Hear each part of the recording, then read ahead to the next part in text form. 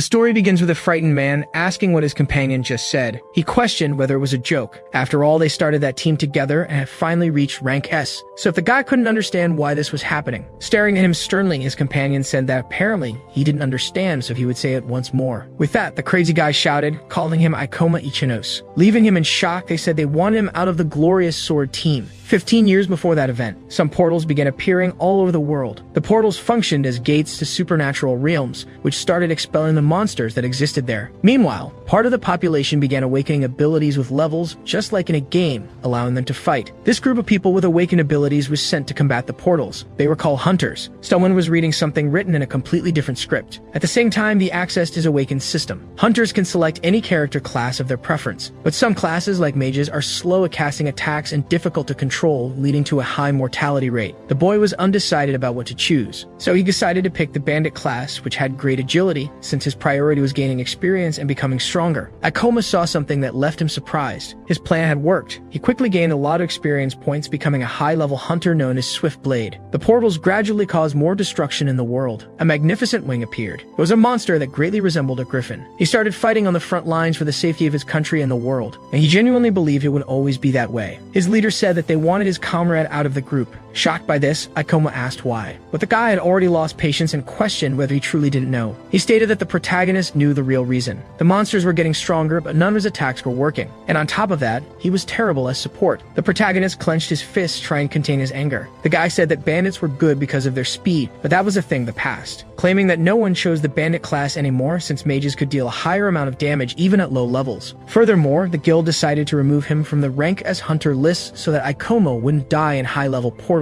The protagonist tried to argue, stating that he understood his flaws. Even so, he had risked his life to contribute to the team. The guy said that besides that, no one could confuse and poison monsters like he did. They stared at each other for a moment, but the leader stated that at least he didn't seem discouraged, asking the protagonist to continue. Ikoma asked what he meant by that. His companion only gave a brief smile. Walking past him, the man said that in any case, he was out of the team. With that, he left while the protagonist remained paralyzed. Ikoma stood still, not understanding what had happened. A little later, in a place where several empty bottles were scattered. A lot of trash and cigarettes were part of that mess. He was completely in tears, sitting on the ground while holding a lighter in one hand. Looking to the side, he noticed something, and he assumed that being a hunter meant everything to him. Even without receiving recognition, he always thought that all his efforts would be valued. He let the ashes fall from his cigarette, stating that this was his reward for all that sacrifice. He also remembered that he was never good enough. That's why he bought supplies with his own money and invested in equipment. Because of that, he didn't have a single cent left. He lost his rank S classification and now couldn't even enter high-level portals. The protagonist saw a notification on his phone saying that the Glorious Sword team had been successful in their expedition in China. They had managed to clear the Palace of Toddy, a portal that everyone said was impossible to conquer. Everyone was celebrating, extremely happy about it. On the other hand, the protagonist was paralyzed, staring at that news. He observed the chat discussing the event. Some people asked where Ikoma was, while others said that he had been expelled because he was a dead weight. Seeing those comments, the guy became extremely irritated and threw his phone against the wall. He questioned why he had chosen to become a bandit. He acknowledged that if he sold all his equipment, he would have enough to survive. However, it wasn't that simple. Remembering the times when he was with his team, he began screaming while crying, declaring that he had sacrificed everything for them. Falling to the ground, he realized that he had nothing left. Suddenly, his phone emitted an alert, stating that the protagonist was very surprised. It stated that an S-rank monster had appeared in the Morima district of Tokyo, urging everyone to evacuate to a safe location. This made the guy extremely nervous. After all, the Glorious Sword team was out of the country, and there were no hunters in that area capable of subduing a monster of such level. He was no different. He couldn't do anything alone either, but his eyes drifted toward his equipment. Still a bit apprehensive, he realized he might be able to try something. A large monster, appearing as if it were wearing armor, soared through the sky. The protagonist was fighting against it while stating that, luckily, he hadn't sold his equipment. That monster was Kronos, the space-time dragon, being far more menacing than he had imagined. Ikoma assured himself that, at the very least, this would be a glorious end to his career as a hunter. Even though he was apprehensive, the guy declared that they should begin their final battle. With that, the dragon let out a tremendous roar, causing numerous stone fragments to rise. Dashing forward, the protagonist reminded himself that he was a hunter, and that he needed to buy time so people could evacuate and wait for other S-rank hunters to arrive. Thus, he leaped to attack the monster. Kronos also charged at his enemy, preparing to strike. Shocked, the protagonist noticed how incredibly fast his opponent was. His dagger was split in half. He immediately tried to dodge the attack. With great difficulty, he managed to evade. However, behind him, a massive explosion occurred. He looked on in horror at all that power. The dragon let out another roar while glaring at the powerless man. Ikoma realized that if he got any closer, he would die. So he used his double-bladed scythe, Hydra. However, it didn't deal a single point of damage to his opponent. Becoming increasingly nervous, the protagonist realized that the monster was immune to poison. Unexpectedly, Kronos launched another attack with its claws. Thanks to his speed, Ikoma managed to dodge, though with some difficulty. He admitted to himself that he couldn't win this way. After all, he would have already died if not for being a bandit-class fighter. Even so, he was cornered, with nowhere to run. This was his only chance. He grabbed a rope with a blade at its tip and began spinning it. Then he launched it at his enemy. It was a klepto claw used to steal items from the target. He hoped the monster had something useful, something that might give him a chance to fight back. His eyes gleamed as those enormous claws came straight for him. The strike was so fast and powerful that it completely destroyed his equipment. Even injured, the protagonist laughed, saying that apparently this was it. Lying amidst the rubble, covered in blood, he wondered if this was truly his end. His vision blurred with pain. He could barely see anything. And after a life spent saving so many others, this was how it would all end for him. He wished he had a chance to start over. He noticed something in his hand and questioned what it was, realizing that the klepto claw had stolen something. It had obtained an epic item, the Divine Pocket Watch, which granted a one-time opportunity to go back 10 years into the past. He was stunned, wondering if he could really return to 10 years ago. Still writhing in pain, the protagonist questioned whether it would actually work. Noticing that the dragon was coming at him again, Ikoma remained hopeless as he saw the attack approaching, declaring that this was not the time to be thinking about that. Using the last of his strength, he gripped the watch tightly and shouted, saying he wanted to go back to the past. The monster's massive claw was extremely close to his body. One of its talons finally pierced through his chest, and he felt his consciousness fading away. Suddenly, he heard loud noises and wondered what was happening. Opening his eyes, the protagonist realized he was lying on the ground beside his bed. In his hand was an alarm clock, showing that the year was 2030, on a Friday at 8 o'clock a.m. Feeling a bit anxious, Ikoma complained, wondering if he was dreaming. Then he opened the curtains of his window. The former S-rank hunter was stunned by what he saw. Looking at his phone, he realized that it was displaying a calendar from 10 years ago, and he remembered the Divine Watch. Thus, he quickly opened his status window. Shocked, he saw that his class had not yet been defined, meaning he had truly returned to the past. The protagonist gave a faint smile, realizing he now had the chance to do things differently. With that in mind, he declared that he would become the strongest hunter of all time.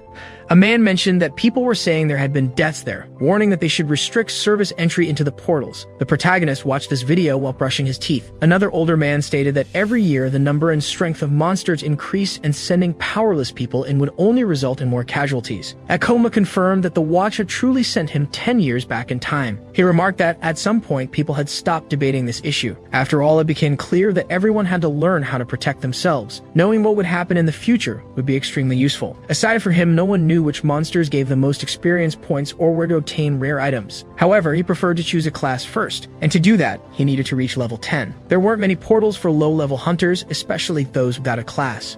So the guild regulated all portals that were still restricted. He was inside a goblin den, an F-rank portal, stating that he would be able to reach level 6 after killing the last monster. A man was fighting some of the goblins nearby. The older man chuckled, saying he had arrived just in time and asking if the protagonist was okay. But mentally, Ikoma questioned who that guy was. The man told him that the kid wouldn't have been able to clear that portal alone, explaining that goblins were weak but could be dangerous when they teamed up. With a smile, he introduced himself as Kenji, a level 16 hunter who wielded an excellent sword and made sure that rookies didn't die. He said people called him the tutorial guy, while mentally, Ikoma assumed this guy clearly had nothing better to do. Kenji explained that hunters didn't have an official retirement age, so he figured this was a great way to make money. But the boy was extremely discouraged, wondering how he had ended up in this situation. Suddenly, he shouted in celebration, announcing that he had finally reached level 10. The system notified him that his level had increased and that he had received 2 skill points.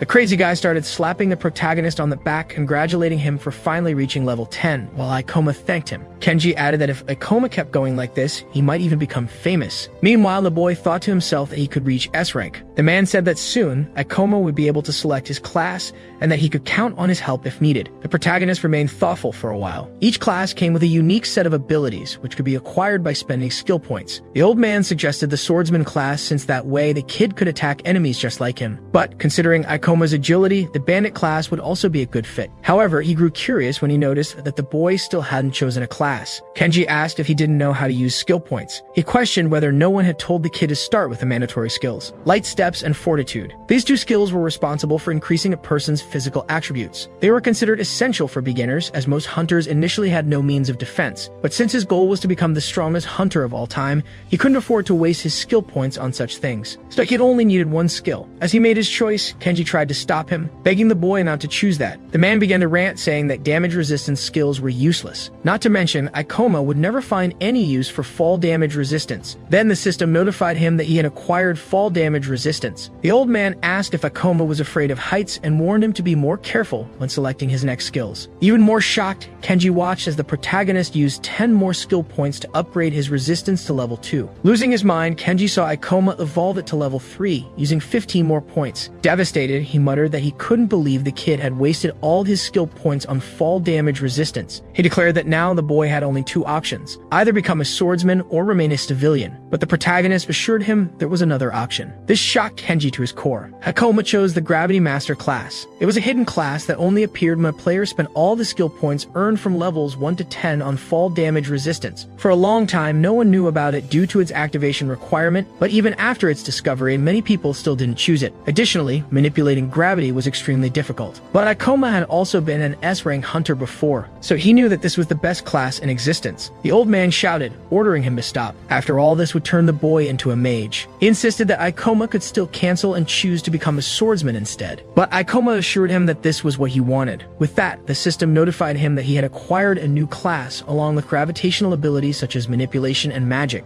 Seeing that he had succeeded, the protagonist began to celebrate. He shouted, declaring that he was finally a mage. This time, he would become a powerful S-rank and never have to suffer that humiliation again. Kenji remained somewhat nervous as he watched the rookie. He called out to the boy, stating that he didn't seem to understand that the mage class wasn't as cool as he thought. The old man explained that mages were more vulnerable and their mortality rate was much higher than other classes. He even suggested that perhaps the kid should reconsider being a hunter altogether. Seeing this, Ikoma mentally noted that he had already expected this reaction since people tended to believe that other classes were better. Suddenly, Kenji's expression turned to shock as he began screaming, demanding to know what was happening. A red-hooded goblin, level 17, had appeared out of nowhere. Frightened, Kenji admitted that he couldn't believe a high-level monster had just spawned there. The goblin began chasing after one of the female hunters, while Kenji rushed to help her escape. But mentally, he acknowledged that he wasn't skilled enough to fight stronger monsters, which was why he never left that place. The rest of the hunters, there were only level 10 or lower. No one else could stop that monster. Extremely nervous, Kenji suddenly remembered the protagonist. Gripping his sword tightly, he ran forward, declaring that he would handle that goblin. Even Ikoma is surprised to see a red hood there. Mentally, he tells himself that Kenji should be able to handle that monster at his current level. However, the old man was only defending himself while the goblin kept attacking relentlessly. The protagonist notices that apparently he has no experience fighting monsters stronger than himself. The old man starts shouting, asking if there's any level 15 or higher hunter to help. They ask if Kenji isn't level 16, but he says he can't face something higher than his current level. The protagonist assumes that he shouldn't offer to help. After all, the monster is too strong for him to handle. He also notices that he can't even see its movements and he would die instantly if hit, making his situation even worse. Besides not fully understanding his abilities, the Gravity Master has low stats. But then he remembers how the man helped him and worried about his well-being. This makes him realize that it would be horrible to let someone like Kenji die. So he grabs his sword, stating that he has always liked a challenge. He says he will see if he can overcome his class's weakness. Shocked, the old man warns that his level is too low, not to mention that mages are weak against melee attacks, and a monster of that level would easily kill him in the blink of an eye. Ignoring all of that, the protagonist calls out to the Red Hood. The monster, still in a frenzy, looks at him while the boy says he will use it to test his abilities as a Gravity Master.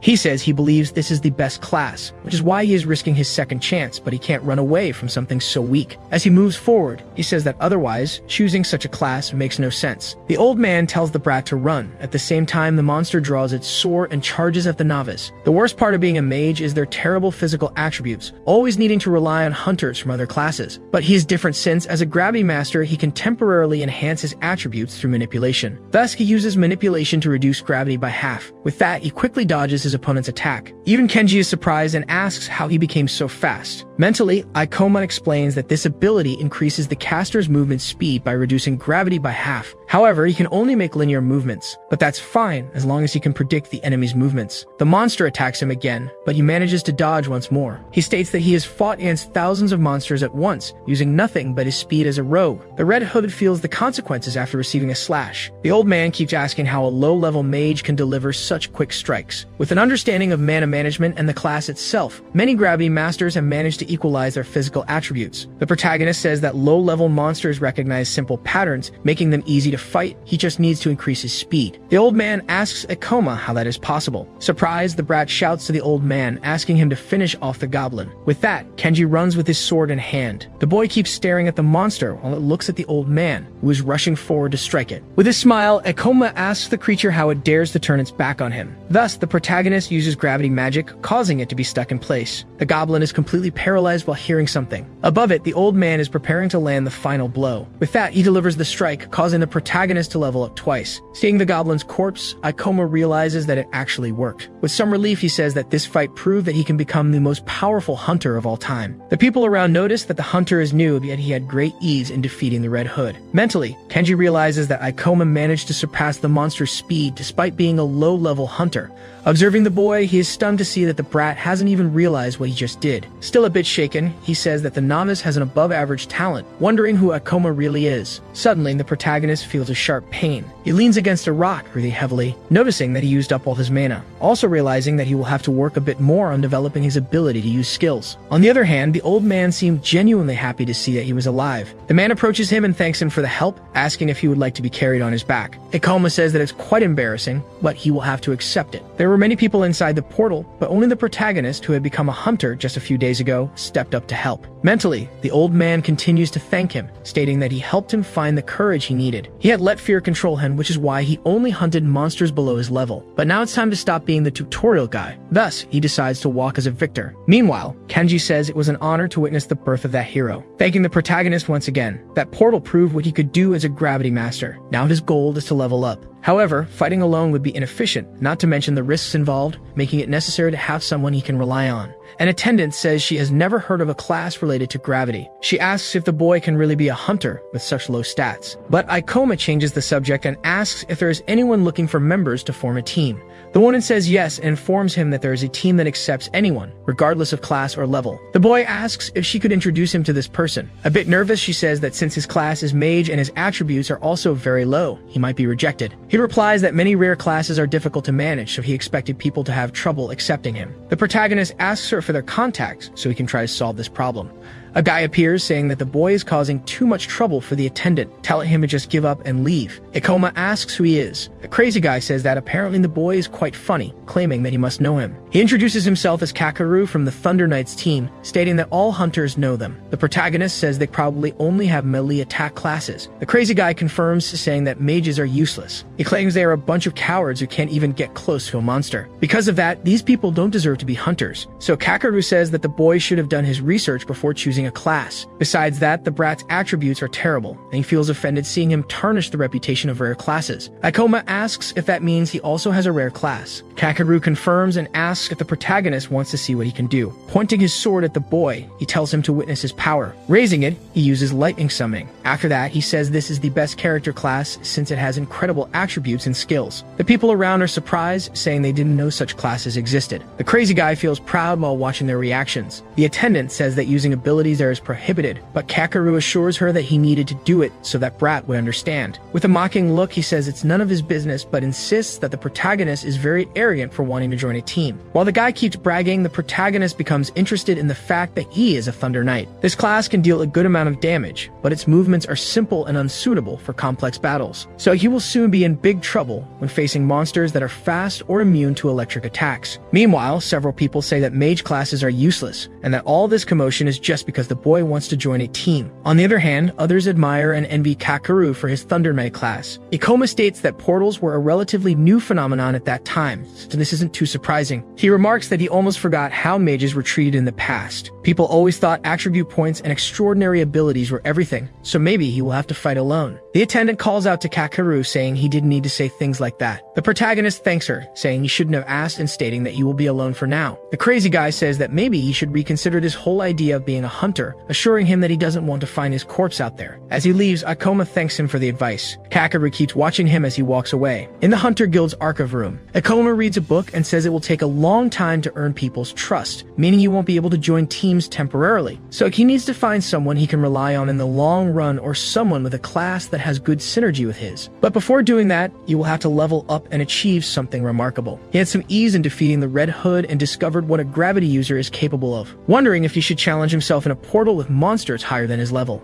He looks for an ideal one, noticing that the level 25 statue temple seems like a great choice. Controlled portals are managed by the Hunter Guild and remain open so hunters can gain experience. The strongest monster in that portal is the Stone Knight, making it the perfect place for low-level hunters to earn money. And once he manages to hunt the monster there, some teams might consider accepting him. People can enter these portals even if their level is lower, and he can gain experience by hunting monsters near the entrance. Closing the book, Ikoma states that he can do this. So he decides he will level up in the statue temple and start looking for team members. Inside a dungeon, a person was running down a flight of stairs. Injured, he declares that this is ridiculous, since it makes no sense at all. Suddenly, he trips over something. The boy falls to the ground, screaming as he looks in fear at something. With that, a huge impact occurs.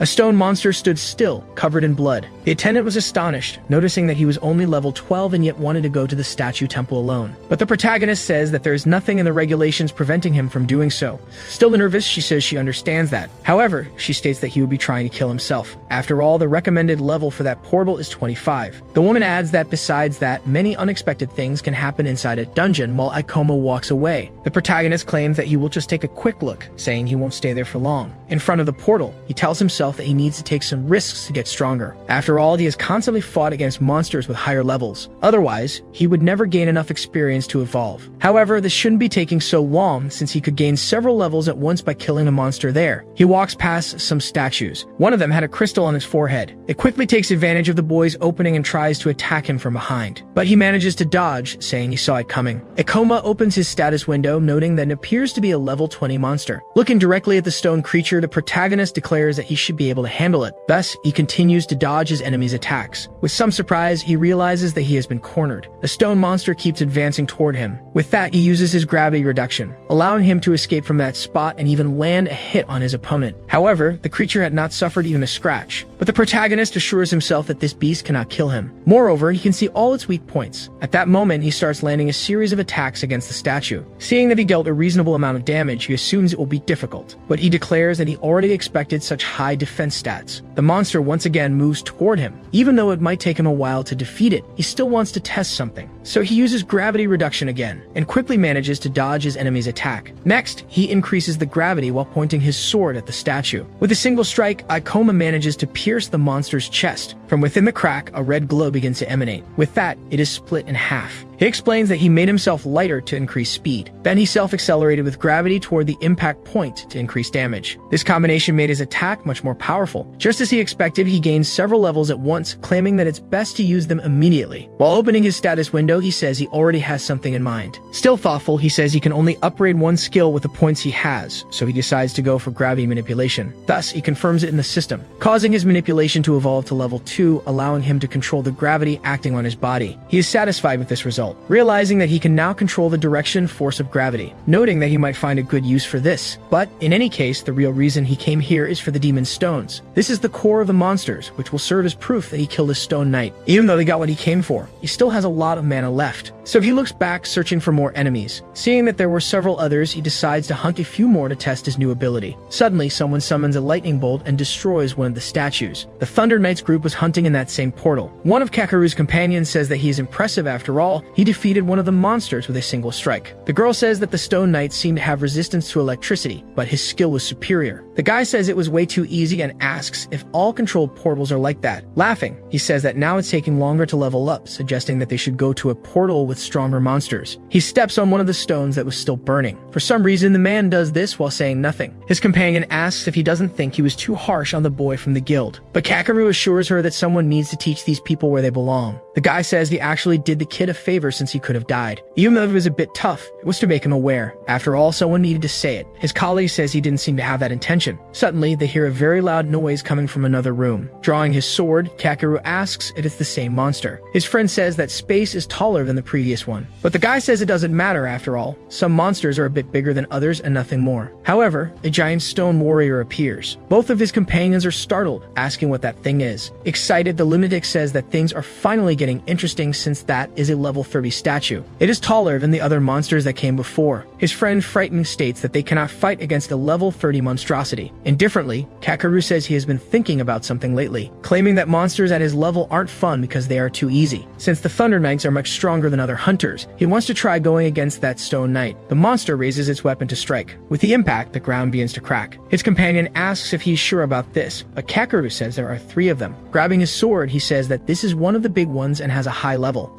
But Stone Knights are nothing more than moving statues. That's why they are slow and dull. At that moment, the monster launches an attack against him. He dodges with visible difficulty. Now a bit apprehensive, the lunatic admits that it might be a little faster due to its level.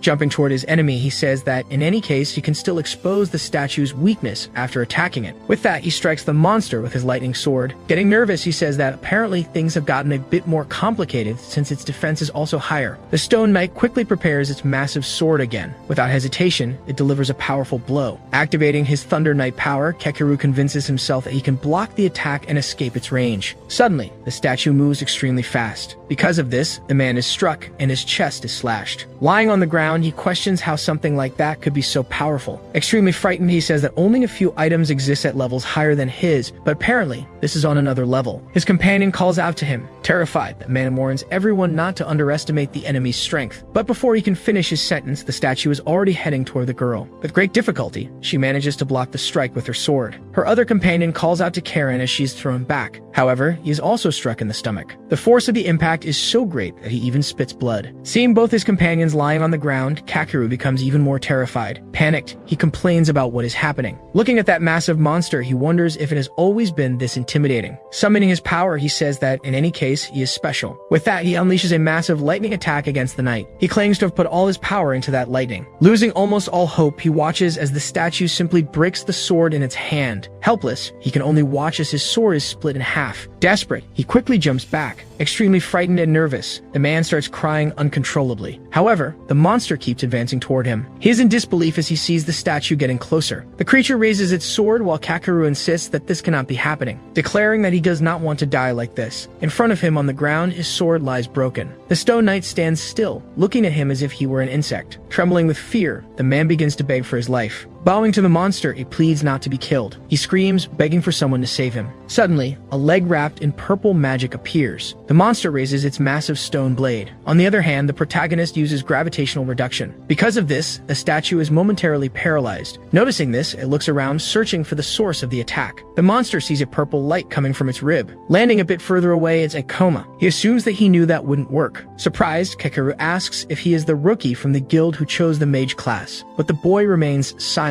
Irritated, the man demands to know what he is doing, stating that there is no way he can defeat that monster. The protagonist has already reached level 16 and acknowledges that the hunter is right. He assures himself that this will not be easy, since it is a level 30 Stone Knight. That creature probably reached such a level by consuming weaker hunters and monsters until it became an irregular specimen. Even so, he has to admit that the monster is enormous, declaring that he only wanted to take a light stroll around there, looking for a monster to kill before leaving. However, he never imagined he would encounter something so big. Still on the ground, the man tells him to stop admiring the knight and just run, claiming that it defeated them before they could even attack it, with both of his companions lying on the ground. Ignoring him, the protagonist activates gravitational reduction. The monster, like him, also prepares to unleash a powerful attack. However, he manages to dodge thanks to his speed. Quickly, the statue shifts its movement and tries to strike him another way. As soon as he lands on the ground again, Ikoma immediately jumps. Because of this, he manages to position himself above the monster while evading the attack, and he lands his sword on the knight's head. Still on the ground, Kakeru mentally admits that he cannot believe this. After all, how could a low-level rookie mage do that,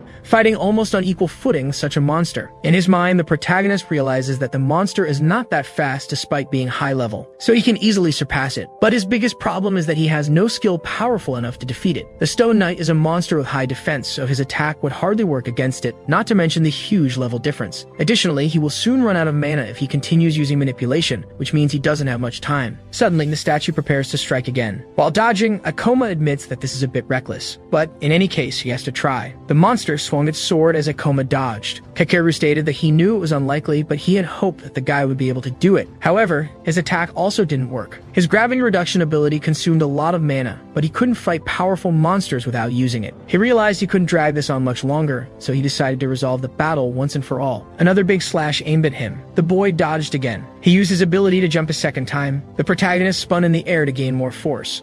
Suddenly, he used the gravity of his body to pin the enemy's sword to the ground. The monster tried to punch him. Akoma jumped again, evading another blow. He landed on top of his opponent's head. Surprised, Kakeru asked how he was able to move like that and if it was because of his class. The protagonist jumped onto the monster's head once more. He mentally confessed that he wished he could save his manipulation level 2 ability, but he didn't have many options, so he activated reverse gravity. With that, the boy was upside down, supporting his feet on the ceiling. Noticing that he could apparently use this ability on himself while his enemies searched for him, he was surprised, thinking it was quite interesting. The protagonist prepared, stating that he should be able to deal the necessary damage from that height. Determined to deal with it, he used the gravity increase. Preparing his sword, Akoma said that this would increase his weight. Combining this with the acceleration of the fall, he would deal more damage.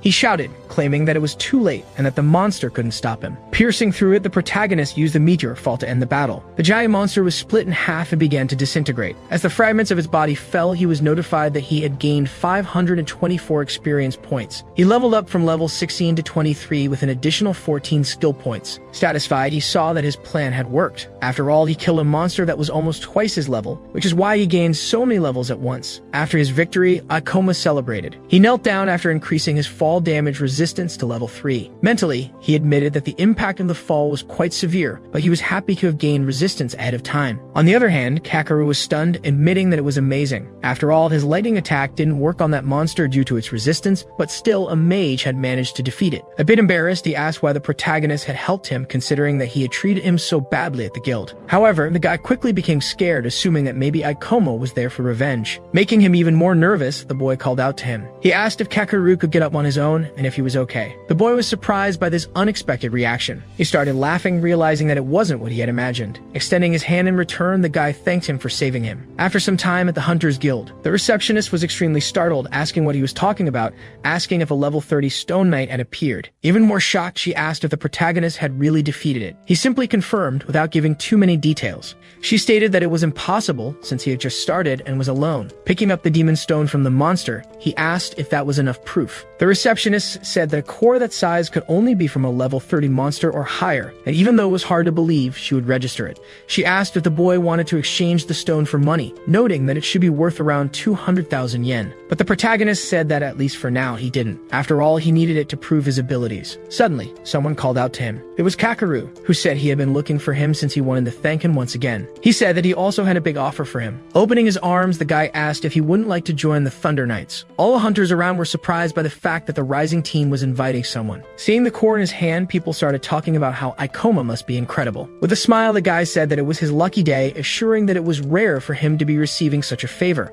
The protagonist was a little embarrassed, while the boy asked him not to be shy. But Akoma said that, unfortunately, he would have to decline the offer. Kakeru was surprised by this, asking why he had declined. Incredulously, he asked if the boy wasn't looking for a team. The protagonist said that he was, but informed that he had changed his mind. With that, he turned his back and started to walk away, leaving the guy in shock. Mentally, Akoma assumed that if he could continue leveling up like he was, it was certain that he would achieve what he wanted. Soon, a portal called the Theater of Maniacal Dreams would appear, and inside it, there was a unique and incredible item. Therefore, thanks to the memories of his past life, he would be the first to clear the gate. Someone placed some stones on the table, saying they would like to exchange them for money. People around grew nervous. The receptionist asked how he managed to kill so many monsters every time, stating that she thought he worked alone. The protagonist ignored her and said there was one more thing. He requested promotion to rank D. A rank F hunter is promoted to rank E once they choose a class, and only rank D hunters or higher go to Portal Disasters. The receptionist informed him that he could only request a promotion once he reached level 25. Showing his status window, Akoma said that in that case, it was no problem as he was already at level 26. The woman was extremely surprised by this. After all, he was a mage who worked alone and had already reached such a level. She asked how someone could gain so many levels in such a short period, declaring that it seemed suspicious. The receptionist then asked if Grabby Masters were really that strong. After some time, Akoma said he had finally been promoted. Now he had more than just an amazing class. Along with his 10 years of knowledge and experiences as a rank S hunter, leveling up too quickly could attract attention he didn't want, but still he needed to hurry to get there on time. Many portals become available once a hunter is promoted to rank D, also making it easier to join teams. The most important part was that this would allow him to enter the portal where that great unique weapon would appear. The hunter who got such a weapon in his past life became a serial killer, probably because he obtained such powerful strength all at once. But this time he wouldn't let that fall into his hands, and for that he needed someone to help him clear the portal. He began observing around him, stating that there was no need for a large team, as that could be problematic at a certain level.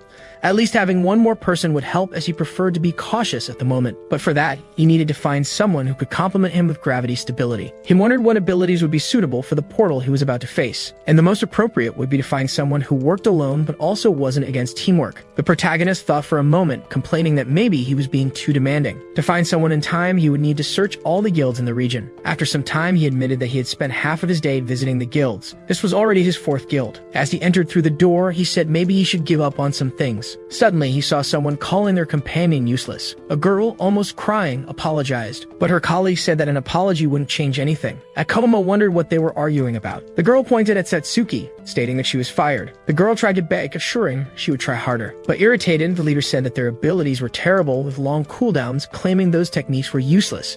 She said that in fact she should be paying them for putting up with the dead weight for so long. The girl didn't know how to respond. Meanwhile, the protagonist was observing everything. He recalled when he was expelled from that group, but told himself there was nothing he could do for her. After all, he couldn't have a partner simply out of sympathy. His life depended on this. His ex-leader started mocking Satsuki, saying it was a shame she had chosen such a useless class, claiming it was something miserable and useless just like her. Moreover, she said she knew what would happen the moment she heard the girl was a witch. For some reason that made the protagonist extremely interested, even as the others told her to give up on being a hunter.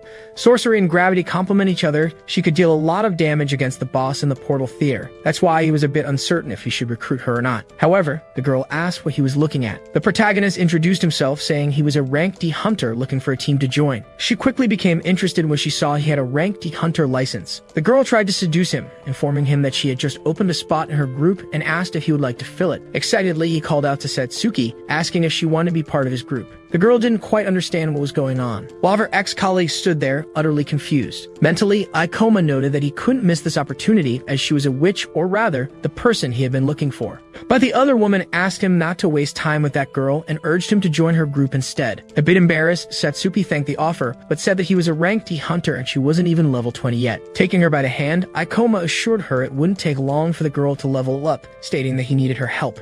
She said her class was useless, and that she didn't want to drag him down. Despite that, Ikoma said again that he could help her. The girl said she didn't have confidence in herself and that maybe it would be better for her to give up for real, but he said he wouldn't ask for much, begging her for a chance, assuring her that he could help her gain the confidence she needed. Bowing, Satsuki said that if he really wanted, she would love to join his group. However, her ex-colleague said she didn't believe that he had chosen such a useless person for his group, claiming that he would regret it. The boy thanked her for the advice but said he had something else to add. As he passed by her, the protagonist stated that he knew more about classes than anyone else. Right behind him was his new partner. Oish could cover the weak points of a gravity master, and the best part was that this class could do amazing things in the theater, and that was as good as his own weapons. Some time had passed, and they were now in another location. The protagonist thanked her for coming along with him. The girl said that witches weren't that useful, but the protagonist replied that he was also from a mage class, stating that she might think she's useless now, but that would change in a few years. Now she asked if he truly believed that, to which Ikoma confirmed. It would be better, right? For now, they needed to talk about a portal. Determined, the girl assured that she was certain, but making her nervous, he explained that it wasn't a controlled portal. Ikoma said they had entered a portal that hadn't appeared yet, with a recommended level of 30 or higher. Startled, the girl exclaimed that the recommended level was too high, and on top of that, it was an uncharted portal.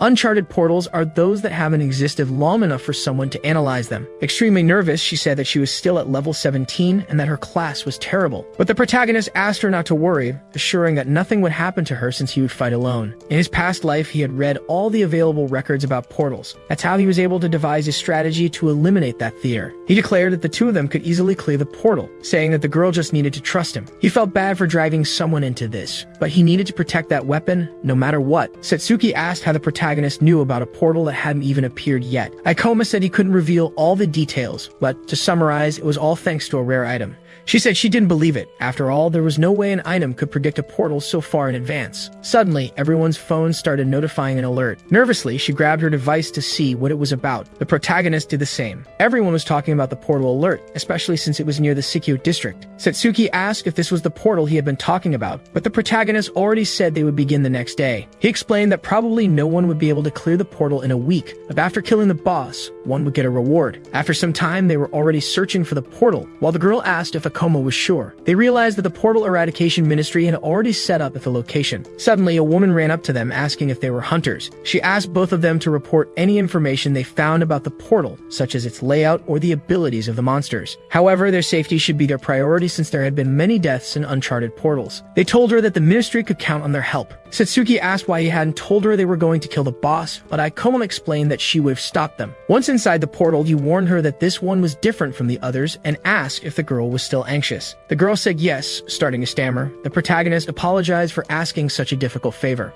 but he reassured her that he would fight all the monsters alone, and if he couldn't handle it, they would leave immediately. Afraid of being abandoned again, Setsuki began to say that she would do her best. She said the protagonist could even use her as bait, but Ikoma said that wouldn't be necessary, telling her to just cast her spells. The girl said she barely knew any useful skills. He asked if she could use something called Mana Drain. This skill drains mana from a target, making it useful in long battles against stronger monsters. Since it also allows transferring that mana to a group member, it makes it the perfect ability to assist gravity users. This way, the protagonist wouldn't have to worry about his mana while dealing with monsters that could be drained. The girl said the skill took too long to cast and wasn't very efficient in terms of mana, suggesting it was better to use one that harmed enemies directly. Mentally, Ikoma thought that might be true if one of them specialized in that, while he said he would fight at his maximum, and that should give her all the time she needed. Fighting against him was a large clown bear. While dodging the attacks, he shouted for his companion to use the ability. She summoned his shadow ball, casting a large spell at the bear. With that, the bear screamed as it was hit by the ability. The protagonist realized that the monster had let its guard down. Therefore, he prepared to leap toward the enemy. Quickly, he was already above his adversary. He increased his body's gravity and attacked the bear's head. After defeating it, Ikoma sheathed his sword, preparing for more. He said that it had been extremely easy, while gaining 212 experience points. Surprised, the girl said that she had gained 3 levels in one go, but she immediately said she felt bad for letting him do all the work. The protagonist assured her that he needed her help since they were going deeper.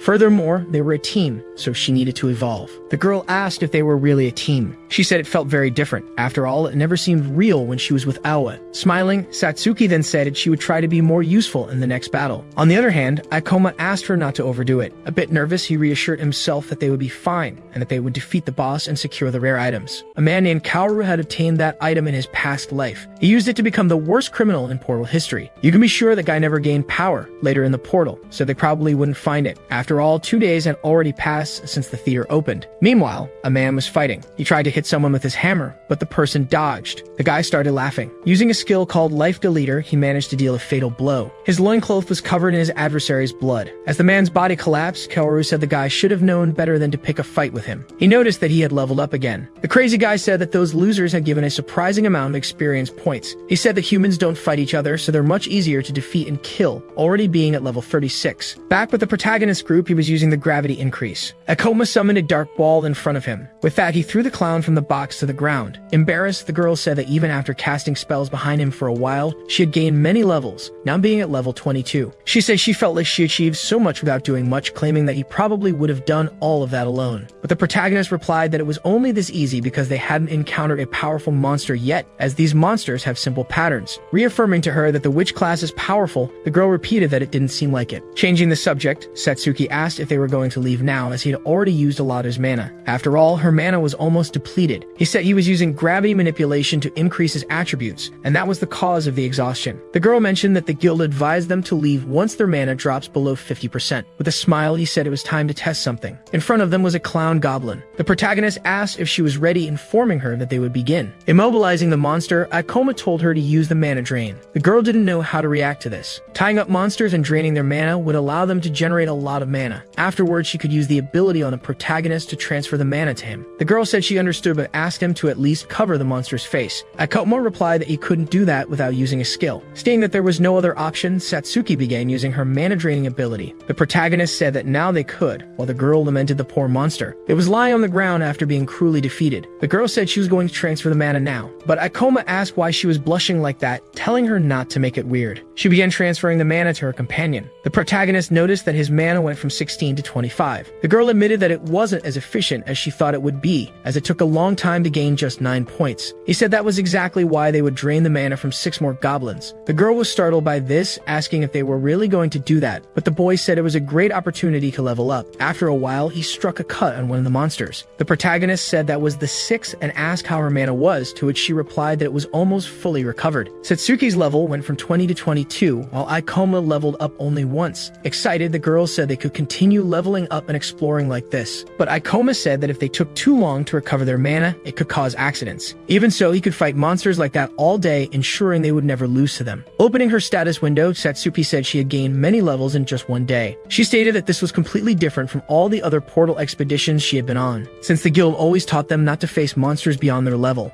The protagonist seemed thoughtful as he listened to this. Standing up, he said the guild had to recommend that for safety. However, one rarely gets stronger without facing high-level monsters in order to acquire skills and experiences along the way. She kept watching him while he spoke. Suddenly, the girl became determined. After some time, they were walking through what seemed to be a cathedral, and Satsuki asked if they were really going to clear that portal. Suddenly, he stopped and said they were at the right place. In front of a door, Akoma said that the boss of the Theater of Maniacal Dreams was behind that door. He reached out to open it. With a big smile, he said they had reached it in 2 days and bet that the Eradication Ministry didn't expect that. The girl began trembling, asking if he was really talking about the boss monster. Seeing that huge monster, Akoma didn't say anything, just observing it. But deep down it seemed that after defeating that boss, he would finally be able to get that item he always wanted in his past life. He said they would end this, telling the girl to stick to the plan. Satsuki declared she would do that when a silhouette appeared behind them. Kaoru had been watching them from the shadows. The large clown began to move its hands while laughing maniacally. The protagonist made a gesture with his hand towards his companion. Both began running in parallel toward the boss. He said he would make the boss chase him, while Satsuki stayed waiting for him at a certain distance. Boss monsters have a large amount of HP, along with high regeneration, so they couldn't defeat it through a direct battle. Therefore, they would have to use some tricks. On the other hand, the boss was summoning a ball of light in its hands. It launched it toward its enemy. Akoma used gravity reduction, noticing it was about a meter away, making it possible to dodge with some ease. On the other side, the girl started to prepare. She quickly used mana drain. With that, she began draining the boss from behind. However, the monster sensed her presence. As soon as it noticed her, it was able to paralyze Satsuki completely. The protagonist yelled desperately, telling her to run and stay safe. He informed her that the boss would use its teleportation attack. He also explained that the attack couldn't be cancelled once cast and told her to run to the center. Suddenly, one of the clown's eyes began to glow. Satsuki saw the shadow of that large monster right behind her. Extremely close to her body, the boss had its mouth open, forming a large fireball.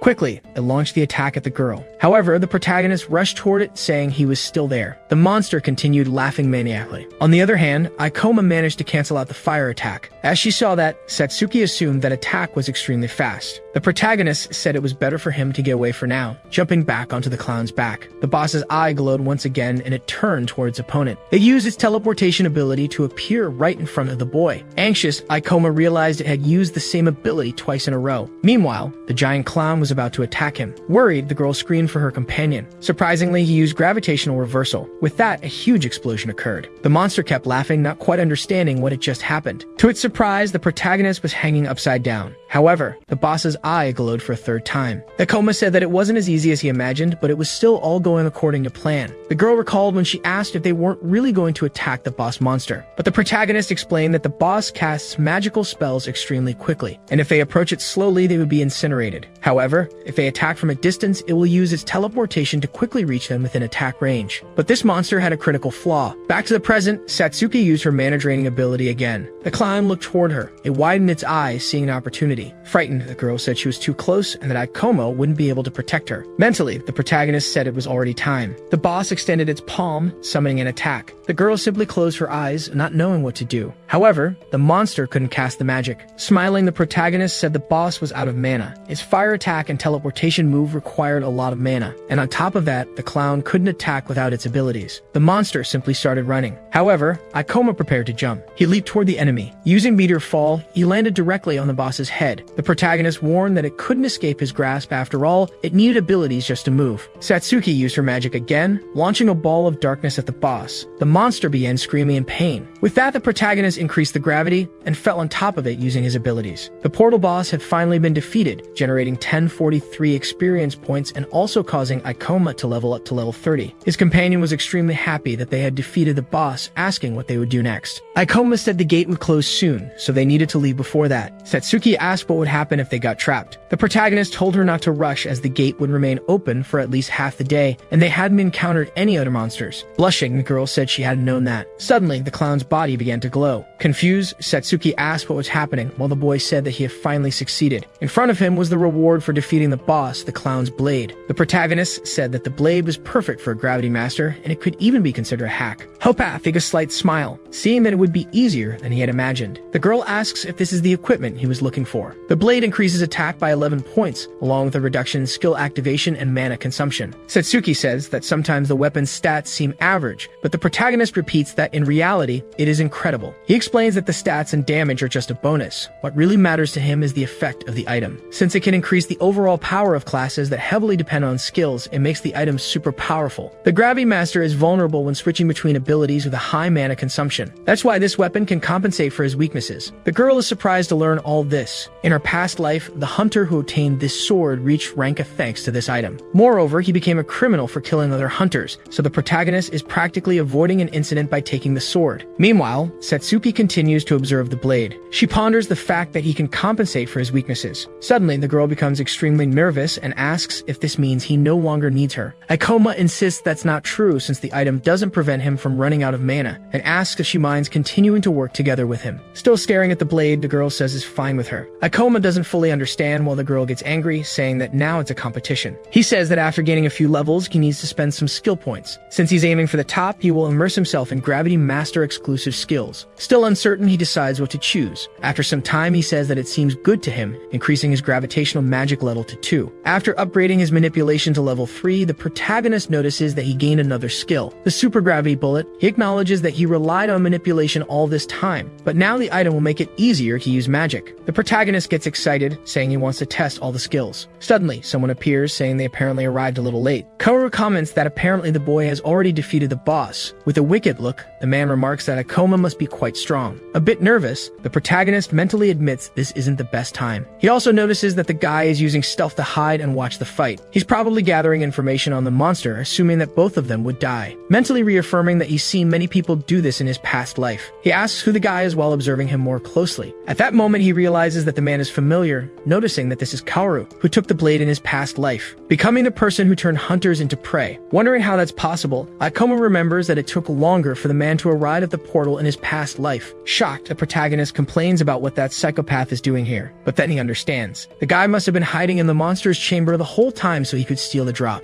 Kaoru was probably waiting for the victorious hunter to tire before attacking. Satsuki asks him what's wrong. Seeing the sword, the man asks if that's the loot, questioning if the protagonist managed to obtain it after defeating the boss. He then asks if he could take a look. The protagonist says of course, extending his hand. Mentally, the man calls him a fool. Looking at both of them, he says they're both naive and that he'll kill the first man. Then, he'll have some fun with the girl until he gets tired of her.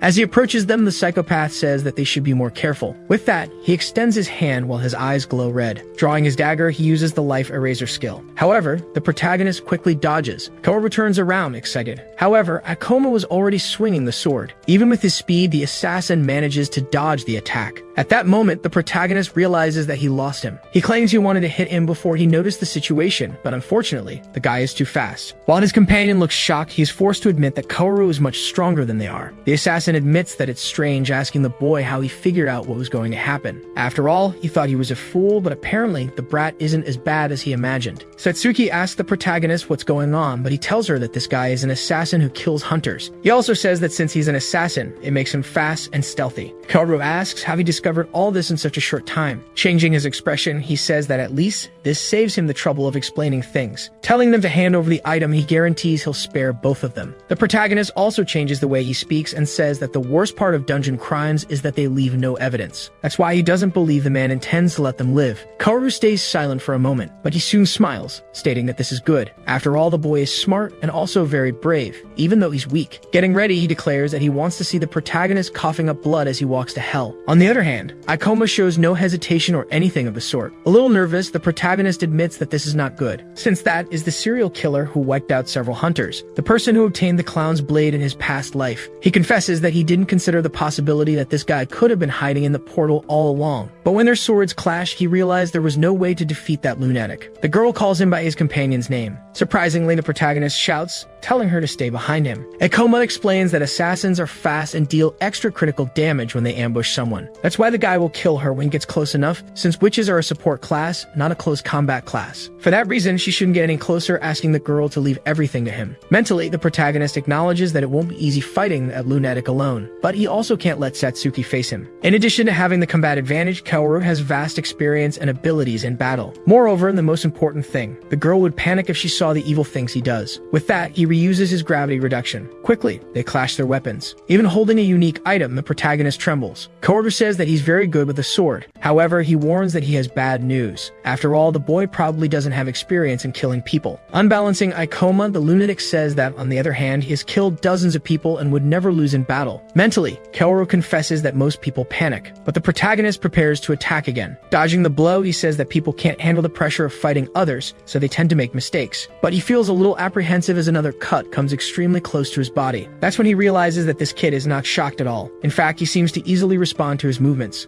Kaoru claims that this is ridiculous. After all, there's no way a low-level kid is putting pressure on him. Meanwhile, a little nervous, Satsuki watches the situation unfold, realizing that her companion is not just intelligent in terms of knowledge. He's also incredibly strong in close combat. In his thoughts, Ikoma admits that he is really happy to have gotten the blade in time, reducing the activation delay of his skills so he can quickly alternate between reducing and increasing gravity. He wouldn't be able to withstand his enemy's attacks, and he'd also be out of mana if the sword wasn't reducing consumption. Suddenly, Kaoru yells, saying that the fun ends there. He fills his cheeks with air as he prepares to show what he's capable of. With that, the guy spits something dark red. It was a poison needle. Luckily, the boy notices it coming toward him. Skillfully, he deflects it with his blade. The assassin is extremely shocked, declaring that this is impossible. Still disoriented, he sees that the protagonist is heading his way. He dodges, but Ikoma anticipated and blocked the needle. The guy ends up receiving a cut on his cheek. Irritated, he yells, saying that the brat is very lucky. Attacking back, Kaoru says that this won't happen again. On the other hand, Ikoma remains seemingly calm. He uses his life eraser skill to try to land the final blow. However, the protagonist activates his skill and increases the gravity, managing to take the blade from the enemy's hand. The assassin feels pain as he stands still. The protagonist says that the guy has a skill that allows him to accelerate his arm toward the target's neck. This makes the lunatic even more shocked, confused about how his opponent was able to figure all of this out. Ikoma states that it's this simplicity that makes the man's movements extremely easy to predict. Moreover, he says that if it were him, he wouldn't use this kind of ability against certain enemies. Suddenly, Satsuki starts preparing his skill. She uses her shadow sphere. Kaoru watches the attack coming from behind. He loses his balance a little. When he looks ahead, he sees that the boy is raising his sword. The protagonist quickly swings his blade, making a cut on his face. The assassin begins to scream, mumbling about his eye. Trying to stop the bleeding, he wonders how the brat dares to cut his eye. While watching him, the protagonist realizes that in addition to being able to respond to his movements, he can also deal with his tricks. He also matched his speed using gravity manipulation. His only current problem is mana. Since he doesn't have much left after fighting the boss, he will soon run out, and when that happens, they'll be completely finished. As he runs toward his enemy, Kaoru promises he will finish the boy off. Grabbing his knife again, the assassin tries to prepare himself while feeling scared, complaining about why it's so hard to deal with that kid. After all, he knows everything from his movements to his tricks. Not to mention, he's so powerful. While seeing Ikoma moving from side to side, he says that this isn't right, noticing that Ikoma is heading toward his blind spot. Trying to dodge the protagonist's strike, he uses shadow steps. Getting more and more exhausted, Ikoma starts to get worried. With that, he launches another cut. Kaoru claims that the boy has the advantage and wonders why there's still so much desperation. But then he begins to laugh, stating that he's glad he let him finish off the boss. He says out loud that the boy is quite strong, adding that he would have become a hero if he managed to leave there alive, stamping his foot on the ground and laughing like a madman. The guy says that, unfortunately, that will never happen, promising that the brat will die right there. Both he and his companion watch this with some apprehension. They continue exchanging blows frantically, but now the protagonist is a little more exhausted. Trying to help, Satsuki summons another shadow sphere. The attack heads toward the assassin, but he uses his shadow steps to dodge. The girl is extremely frightened to see that he managed to dodge all of them. Besides fear, she is caught up in her own thoughts,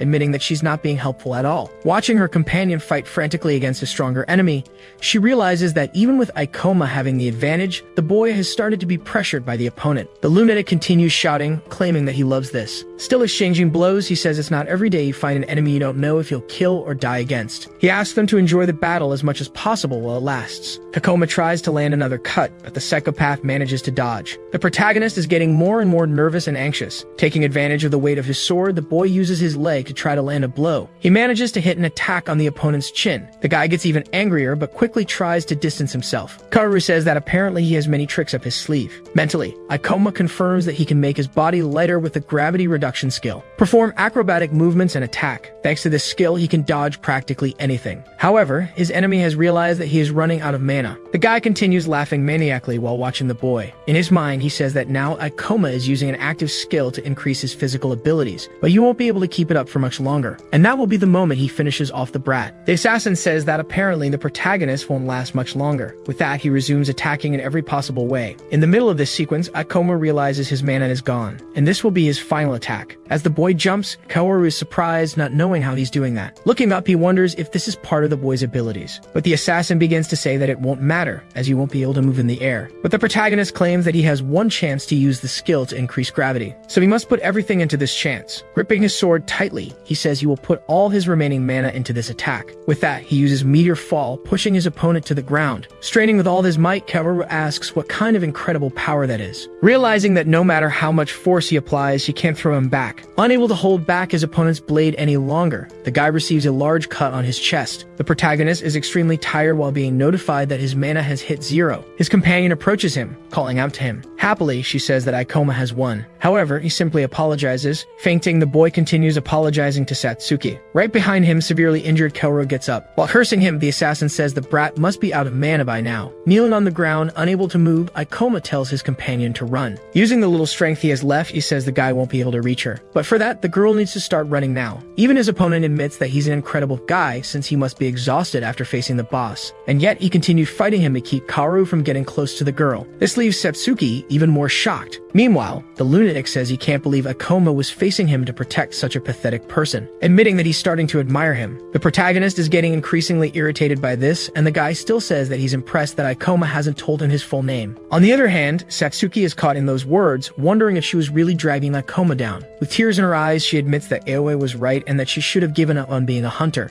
After all, her companion would never have lost to a guy like that. Remembering when he saved her, the girl mentally calls for his help again. Suddenly, something changes in her. The girl has a different expression, and the air around her seems to change. The protagonist states that he would never tell his full name to worms like Kaoru. The guy says that's a shame, claiming he really likes him, declaring that he is the first person he truly admires. That's why he will remember his face. Raising his dagger, he prepares himself. Surprisingly, the girl summons another shadow sphere. Even the assassin feels that this one is different. He starts to dodge, saying she won't hit him with that. But suddenly, he feels pain. Satsuki has struck him with her staff. The guy curses the girl mentally since he's already badly injured. Moreover, she attacked from his blind spot. The girl runs toward her companion, while Ikoma asks what she's doing, reminding her that he told her to run. Using some ability, Satsuki says she will never run again, since he convinced her that she has the power to make things work. With that, she uses mana transfer. Thus, she manages to restore some of his strength. Seeing all that energy, the assassin doesn't fully understand what's happening, but he screams, warning that he will kill her first. confused. Quickly, the guy activates Life Eraser. Akoma looks directly at him, but she shows no fear, only a certain indifference. The protagonist thanks her for saving both of them. He is now on his feet and has stopped his enemy's attack. Akoma starts to recover some of his mana. Shocked, Kaoru wonders if his opponent has already recovered enough mana to use that ability again. The guy says that this is beyond the limits, but the protagonist says that from the beginning, they were a team. This was even before he ambushed them. Moreover, he recovered his mana while Kaoru continues severely injured, declaring that now he wants to know who will win that fight. Quickly, he attacks his opponent again. The lunatic gets scared while trying to dodge. However, the protagonist doesn't give any openings and increases his strength and speed. The guy claims it's not over yet and begins to use dark magic, summoning a red circle in front of him. Satsuki prepares to face it. However, Akoma tells her to stay still, and surprisingly, he summons his gravitational magic, telling his enemy that his magic is too slow to use against opponents, and that in his past life he used the clown's blade to compensate for the delay in casting such an attack. Seeing that Kaoru says this is his end, a large black sphere, extremely similar to a black hole, heads toward him, and so he was struck head-on. Kaoru lamented his defeat at the hands of a low-level boy. Akoma remained standing with his weapon, while Kaoru lay among the rubble. The government still had no laws for incidents in portals, so the Ministry of Monster Eradication ignored them. Because of that, an unspoken rule was established not to mention such cases, but since Satsuki was present, Akoma would have to act properly. He declared that he would keep the man under observation. Then he instructed Satsuki to leave the portal and contact the ministry, and she promptly agreed. Monsters did not appear in already cleared portals, which made it safe to send the girl alone. While Kaoru remained wounded, Akoma kept a close watch. He was breathing heavily, admitting that he had underestimated the other because of his level. Even so, he realized the boy had a great deal of battle experience and questioned his identity. Later, Akoma and Satsuki were sitting in a cafe with other people. Soon, his phone showed news about the arrest of a serial hunter-killer. He looked at his phone, aware that the ministry had managed to capture Kaoru. Satsuki commented that the agents hadn't asked any questions. Akoma explained that crimes in portals are hard to determine, and the ministry rarely investigates unless they know exactly who is responsible. The chaos caused by the portals and the resulting countermeasures had affected the nation, reducing crime and leading government organizations to monopolize industries as a contingency plan. In addition, the abrupt change in society increased poverty, but the government offered no assistance to those people. Satsuki remarked that although she knew the laws were not followed in portals, she hadn't expected to meet a serial killer. He asked if she was scared, warning that she would keep encountering such situations if she continued as a hunter. As he looked at her, he recognized that things were hard at the moment. Still, he added that there were other professions if she no longer wanted to be a hunter. Satsuki held her cup and admitted she would be lying if she said she wasn't scared. Akoma thanked the girl for her help. She explained that in the portal she had felt like his comrade, a development she valued, and that even with future challenges, she wanted to stay by his side and work hard. With that, she smiled. Akoma replied that if she truly felt that way, he extended his hand, saying he would count on her. Satsuki nodded with a smile. Then they shook hands. Akoma reflected that she was a pleasant person. In turn, Satsuki reflected that she was naive, had trouble keeping up with everything, and had never been proactive in helping others. She concluded that because of that, Aoi had never liked her, and that she herself didn't like that side of her own personality either. She thought she might become a better version of herself, while an image of her and Akoma in the portal was shown. Even knowing her shortcomings, she asked to keep hunting in portals with him. Akoma reacted with a slight smile, thinking she was a very pleasant person. However, he felt uncomfortable with the situation, while Satsuki radiated joy at the table. He noticed she was more talkative than he had imagined. Two people looked in their direction, and one drew the other's attention. The one had held a phone and asked if they were the dude everyone was talking about who had defeated the boss monster in a day and captured the serial killer. With that, Akoma noticed the place had suddenly become crowded. Soon, Utsunomiya approached and said that the two of them had become quite famous in the guild. While typing on his phone, he informed them that although their names were not yet known, all the videos and blogs were talking about them. The phone screen displayed information and a video about the new hunter, but the complete information did not seem to be available. Even without mentioning names, Utsunomiya explained that everyone there understood the hint and seemed interested in what they had done. Then he pointed at Akoma and Satsuki, saying he knew they would become famous one day, making them step back slightly. He went on, declaring that he would not leave until they joined him. Suddenly, Aoi appeared and scolded him, announcing her arrival and mentioning the Thunder Knights. Aoi smiled at Satsuki, saying she had been looking for her everywhere. She took the girl's hands, apologized, and admitted she had been harsh with her days earlier. She explained that she had reflected and realized she needed her, because they were friends and the end of the previous situation must have been painful for both of them. Aoi smiled again, asking how much Satsuki had earned for clearing the undeveloped portal and noting that she must have leveled up a lot. She started to say she could count on her, but Satsuki interrupted, suggesting to Akoma that they leave because of the growing crowd, and he agreed. Even so, Aoi and Utsunomiya tried to stop them, asking them not to leave. Nonetheless, they kept moving away, passing by a car. Satsuki asked Ikoma if Ewa wasn't his friend, and he questioned whether she was sure about leaving. Coldly, Satsuki stated that the girl was not her friend. She commented on the large number of views on the videos. The phone displayed a video with millions of views about the novice hunter confronting a killer. Satsuki explained that people filmed in portals because they liked to watch videos about them. However, Ikoma considered the practice dangerous because the videos focus only on views and profits. She reacted with surprise, asking him if she should unsubscribe from channels she followed. Someone's phone showed that they had reached 1 million views that month. Meanwhile, Hoshina saw the news about a mysterious novice hunter who had defeated a serial killer. She complained that the video had far more views than her latest one, and at night explained that viral videos tend to draw more audience. Hoshina decided that she would create a viral video too, unwilling to believe the attention the hunter had received for clearing the portal. Sitting among the knights, she expressed her dislike for the hunter.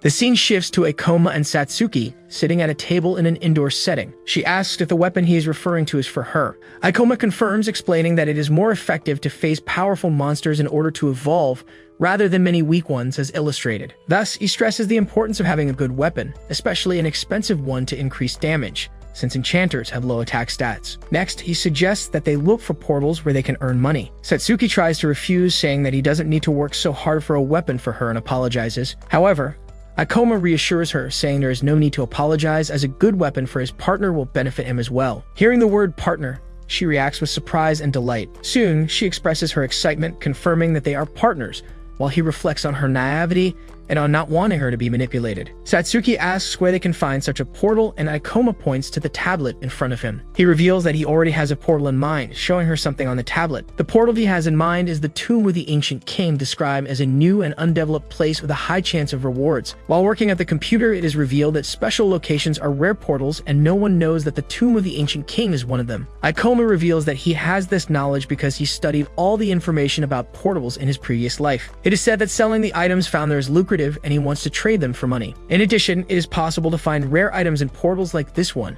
illustrated by a detailed weapon. He comments that there won't be much competition there, so they can take their time and grab everything they find.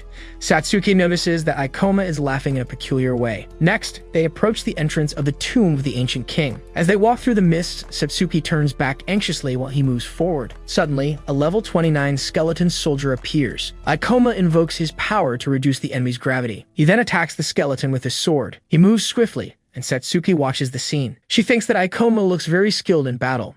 Ikoma states that direct attacks are not effective against undead monsters. Then he instructs his partner to cover him with long-range spells, and she quickly agrees and begins to chant, making a magic circle appear on the ground. He leaps over the skeleton as the monster strikes. Soon, the skeleton is struck by a shadow ball summoned by Satsuki. Ikoma watches the message on the screen, which indicates he has gained 240 experience points. The skeleton's remains vanish, leaving behind a glow. Satsuki notices that the monster dropped a demon stone and an item, and Ikoma says they got lucky when he sees the weapon gleaming on the ground. She is surprised to hear that the item is worth about 400,000 yen. She questions the value, and he explains that weapons like that are not easy to find, and even without flashy effects, it is worth a lot. Then she asks what their goal is in terms of money, and Ikoma replies that they need 3 million yen for a powerful weapon that will last for a while. Satsuki reacts in astonishment at hearing the amount of 3 million yen, while he explains that rare portals with easy items are hard to find, so they should make the most of it. In addition, Ikoma also mentions that it will take time to move items back and forth. He explains that they will explore and carry items in and out of the portal over the next 3 days. Surprised, Satsuki calculates that this means 1 million yen per day. She comments that such an amount is far beyond the salaries she knows. Soon the sounds of battle indicate that someone is fighting nearby. Ikoma decides that they should go check it out. A little farther ahead, a knight and Hoshina are about to face a mummy. The knight charges and attacks the mummy with his weapon. He tells Hoshina that she can finish the monster, and she asks the manager if the camera is ready. The knight, who is also the manager, confirms that everything is ready with the camera. Then he instructs the girl to be quick and activate the fire magic.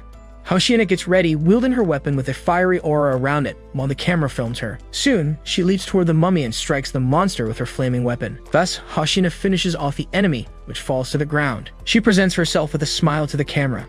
She announces that she decided to try an undeveloped portal that day. Hoshina claims to have killed the monster with a single blow of her sword, concluding that clearing the portal might be easier than she thought. Ikoma and Satsuki, watching the scene, realize that she is a portal streamer. Satsuki reveals that she knows Hoshina and has seen her channel a few times. Ikoma watches with a look of disapproval. She remembers that he doesn't think Hoshina's behavior is a good idea, since she only talks about views and profits, questioning whether she realizes how dangerous portals are. Satsuki remembers that Ikoma does not like portal streamers. Hoshina notices something and asks in confusion. She complains to Ikoma and Satsuki, who are at the top of the stairs, visible in the recording. Hoshina scolds them, saying they are standing in front of the camera and ruined her chance to get lots of views. Ikoma scolded Hoshina for only finishing off the monster that someone else had practically killed, and she replied that it was part of the show. She further explained that in the show business, it is not about skill, but about looking charming. Then she asked the manager if they could save a recording, but he replied that it would be impossible to edit them out. With that, Hoshina lamented that the perfect footage for her introduction could no longer be used because of their presence. Right after, she asked if they didn't know who she was and introduced herself as Hoshina Saionji, revealing she was a portal streamer. So Ikoma apologized and introduced himself as Ikoma Ichinos, also introducing Satsuki Kisaragi, who bowed. He then stated that he had not intended to ruin her recording. Hoshina dismissed the matter, saying she would leave them aside because she was busy looking for new material. Afterwards, Ikoma asked why someone would want to be a portal streamer, and she answered that the reason was obvious. She said it all boiled down to money while making an oak gesture. Ikoma narrated that portals are exciting and provocative, offering many ways to gain views and that companies pay a lot for advertisements. Hoshina continued, saying she would become a celebrity if she gained enough popularity, but he warned her that being a decent hunter was not easy, and that she should stop before she got hurt. She then raised her voice, questioning what he had just said. Ikoma warned that portals of that level were dangerous, suggesting she take her celebrity games elsewhere. He also stated that if she didn't take things seriously, she would regret it when her skills were truly needed. Hoshina remained silent, staring ahead. Then she complained that Ikoma had not only ruined her footage, but was now mocking her as well. Satsuki said he didn't need to be so harsh, but he replied that he was only offering friendly advice. Then the manager tried to calm her down, telling her not to listen to him, and she answered that she knew that she should just ignore haters. Soon after, she ordered the manager to start recording, surprising him. Hoshina asked if his name was Ikoma as she stepped closer, saying he must be quite confident in his skills to give friendly advice to others. With that, she proposed a game to see who could gather more demon stones, stating that if she won, he would have to take back what he said and apologize. She also declared that she would film everything and upload it. Ikoma narrated that she even said he didn't need to worry, as she would put a small blur over his face, showing that a random hater had picked a fight. Hoshina finished by promising that if he won, she would give him whatever he wanted. With that offer, Ikoma accepted, while Satsuki called out in surprise. Hoshina laughed and declared that it was settled, and that she would see him at the portal entrance in 3 hours. She smiled, warning that he had better not run away. The passage stretched out ahead, lit by torches on the wall. With that, the manager asked why she had challenged him, and Hoshina answered while imagining how amazing a video of her defeating that random hater would be. She also expressed that this was exactly the kind of viral success she needed, and that they would make a lot of money that month. Then she said that, above all, she wanted to teach him a lesson, and thought about how he had said she wasn't serious, determined to make him take his words back. Ikoma and Satsuki watched a shambling mummy monster ahead. He then launched an attack called Meteor Drop, which struck the monster. Ikoma saw that he gained 364 experience points, leveled up to 31, and earned 3 skill points, thinking that undead monsters were quite slow. He said the best way to defeat monsters was to dodge their attacks with reverse gravity. Then he finished the monsters off with the ability to increase gravity. With a glow, a demon stone appeared when it was shattered. Ikoma celebrated that they had gotten another one, and an item called Ancient Relic Gauntlet Rank D appeared. Satsuki asked why he had accepted her challenge. Ikoma explained that he didn't like the idea of her making a video of him losing the bet, and that he wasn't going to lose, hoping she would stop filming in portals if she lost by a large margin. He also remarked that this wasn't the real problem, and that it would be difficult to transport all the items if they kept finding so much loot. Thus, the two advanced toward a bright light ahead. They came across a large statue of a sphinx, and Ikoma asked if they had reached a dead end. The sphinx statue seemed to come to life as its eyes lit up with an intense glow. Satsuki looked at the statue in surprise. Suddenly, the exit was sealed, leaving no way out. Ikoma declared that they had triggered a trap. He said that portals contain various traps and creatures around them, where most tend to be quite simple, but sometimes they grant valuable items, especially since they were in a rare portal. The creature of the glowing eyes demands answers to prove the knowledge of those present, declaring that it will continue questioning until they can no longer respond. It then warns that it will take the lives of those who fail to answer at least 3 questions correctly. Soon, Satsuki asks if that creature is a monster. Ikoma observes that a battle may begin if they fail the creature's requirements and warns them to be prepared. She is surprised, but he assures her they need not worry because he is confident in his knowledge. As the creature prepares itself, its eyes shine as as it announces the first question. It asks how many experience points are needed to level up from 1 to 10.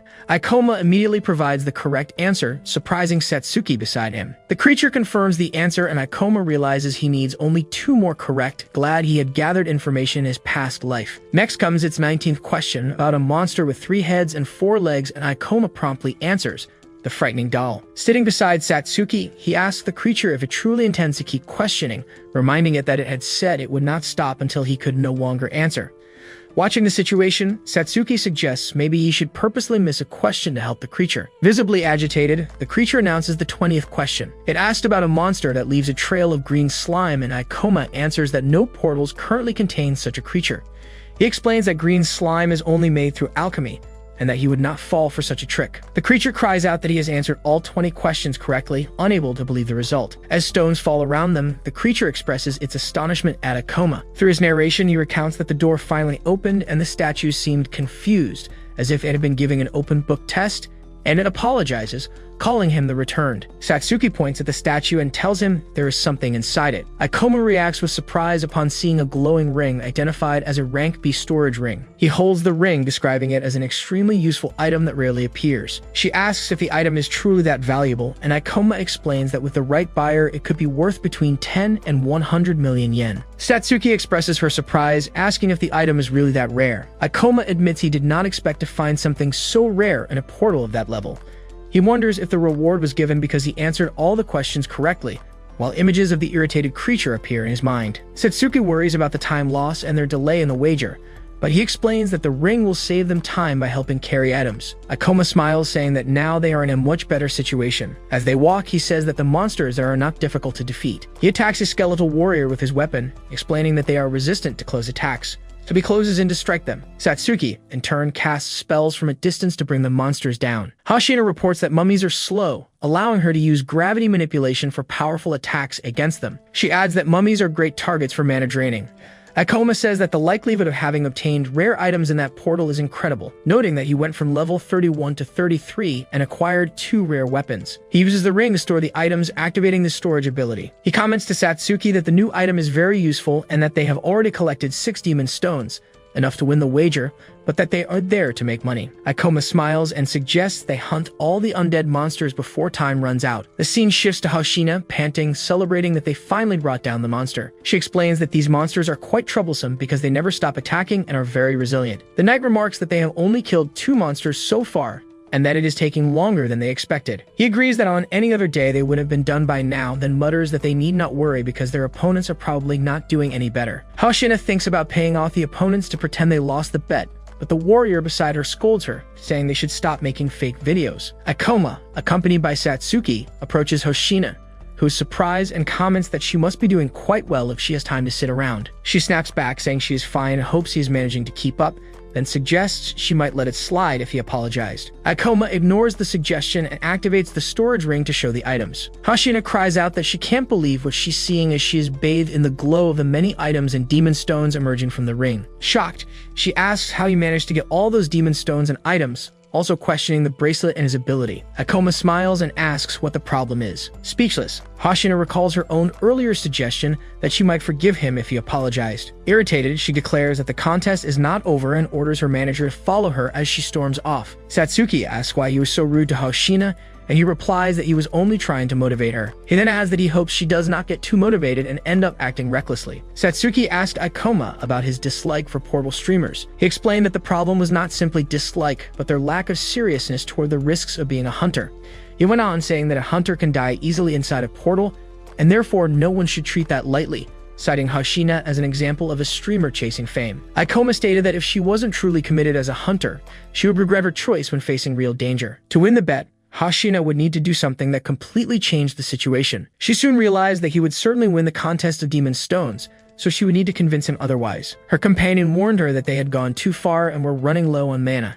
However, she insisted that they needed mana for the return trip and therefore couldn't give up yet. Then she commanded to know, who claimed she didn't take the hunter's life seriously. 8 years earlier, a city was in flames amidst explosions and screams. At that time, the world lived in complete chaos and each portal incident caused far more casualties than nowadays with a massive monster lurking. A young Hoshina begged for help. She and a younger boy were in danger while an orc finished off the parents of both, and she screamed for help. Running, she held tightly onto the boy's hand. Meanwhile, people hid in makeshift compartments inside a hall, and some cared for smaller children. Two people watched the girl and the boy, who sat there having just lost their parents. She held a phone watching a broadcast about the 5th hunter in the country to reach Ranka, Mrs. Kwan.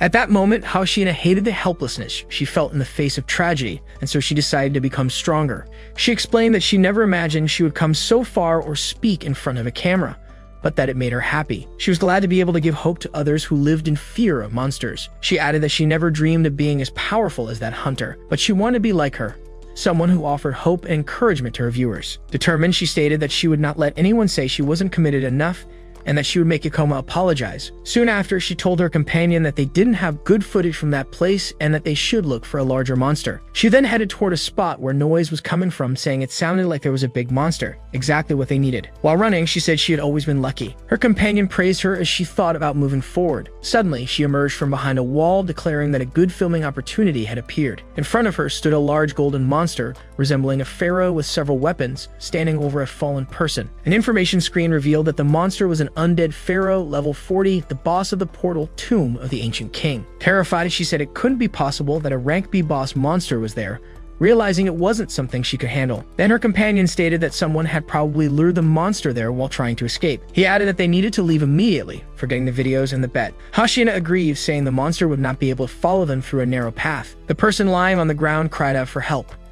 She saw herself as small and powerless in that tragedy as an orc attacked her and the image of Mrs. Kuon appeared before her eyes. At that instant, she said she finally understood why she felt drawn to that message. Then she finished by saying she didn't want to run away when someone needed her help. While running, she told her companion she was sorry. She then blocked an attack from the monster with her sword. She turned to the person begging for help and ordered them to start running because she would hold the monster off. The person thanked her as the monster swung his weapons violently. Then her companion countered the attack, declaring that the creature's blows wouldn't work against him. Soon he added with enthusiasm that he was Hoshina's #1 fan, leaving her visibly confused. The manager declared that he would not flee and would not leave her behind. He admitted he wasn't very skilled in combat, but he could serve as bait while the pharaoh advanced menacingly. She was breathing heavily as she continued defending the fallen manager. The warrior activated his shield, which manifested around him in a bright blue glow. However, the monster delivered a swift attack with its weapon. The blow struck the warrior's shield, shattering it into pieces. Shocked, Hoshina realized the monster was stronger and faster than them in every way. Thus, she concluded that this was what made a monster worthy of being called a boss.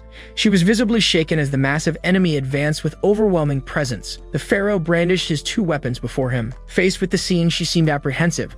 Then Akoma appeared and stated that her actions had been reckless. The pharaoh unleashed a powerful strike, which was blocked by a barrier. When she opened her eyes, she saw Akoma holding her. Surprised, she asked how he had gotten there. He explained that he had come back in case she did something like this, because the hunter she saved had told him everything. Akoma let out a sigh. He reiterated that she would regret it if she didn't take the role of a hunter seriously and reminded her that if she won, he would have to take back what he said and apologize. With a slight smile, he declared that she had won the bet. While holding her in his arms, he apologized for having said she wasn't serious. Akoma then declared that he would reduce gravity. He attacked the monster while still holding Hoshina in his arms. Soon, the creature advanced and he blocked the attack. He explained that he had deflected the impact of the weapon using his gravity reduction ability, creating distance between them and the enemy. Meanwhile, Satsuki summoned a shadow sphere, directing it at the monster. The creature was struck by the energy. Satsuki revealed that she had managed to distract it from Akoma, even though her attack caused no damage. He noticed the presence of 2 injured hunters and reflected that he rarely faced battles with any advantage, especially not against a boss monster of such a high level. The level 40 undead pharaoh displayed its overwhelming presence. Akoma remarked that he could use his weapon to enhance his gravity abilities, but admitted there was no simple strategy to defeat that opponent. He reflected that the odds were heavily against them. But Hoshina explained that the other 2 hunters were there because of her insistence, and therefore she could not abandon them.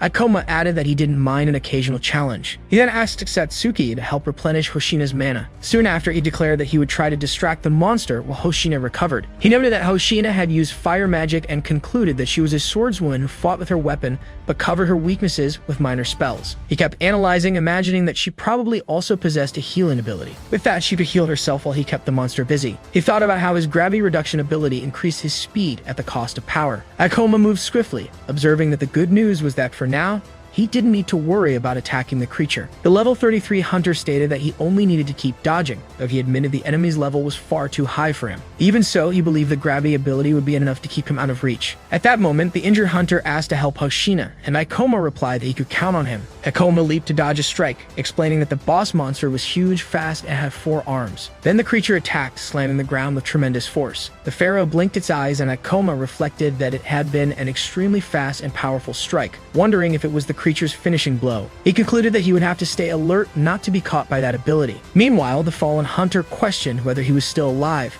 feeling his body heavy and struggling to move. Still on the ground, he asked about Hoshina and then realized the fight was still ongoing. The monster charged forward, and Ikoma moved with agility, soaring over it and surprising the wounded hunter.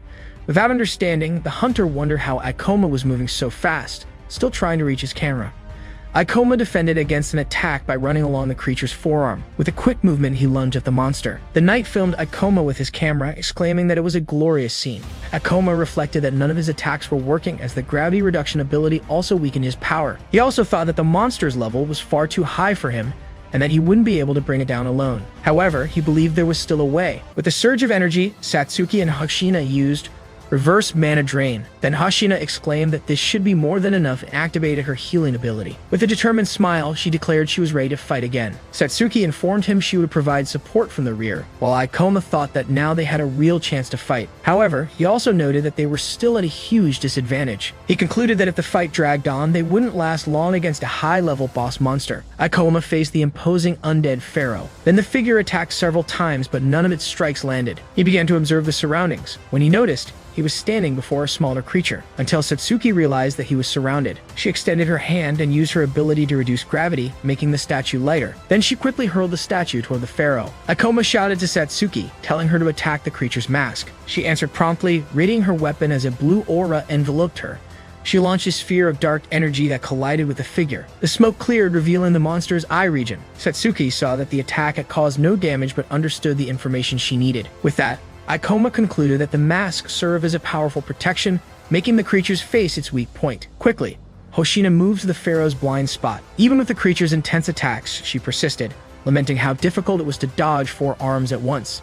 She reflected on how hard it was to get close, even with everyone's support, and wondered how Ikoma managed to dodge and counterattack alone. Then he called out to her, instructing her to use her magic to destroy the mask while he would stop the enemy's movements. He explained that his weapon had an ability capable of damaging or even shattering the target's armor. Hoshina nodded and activated her skill, causing her sword to shine intensely. However, she questioned if he could really stop such a gigantic monster. Ikoma propelled himself and quickly positioned himself above the pharaoh to strike. He reasoned that the creature's strength lay in its 4 arms, and that if he could stop them, its movements would be limited. He realized that this would make it vulnerable to attacks.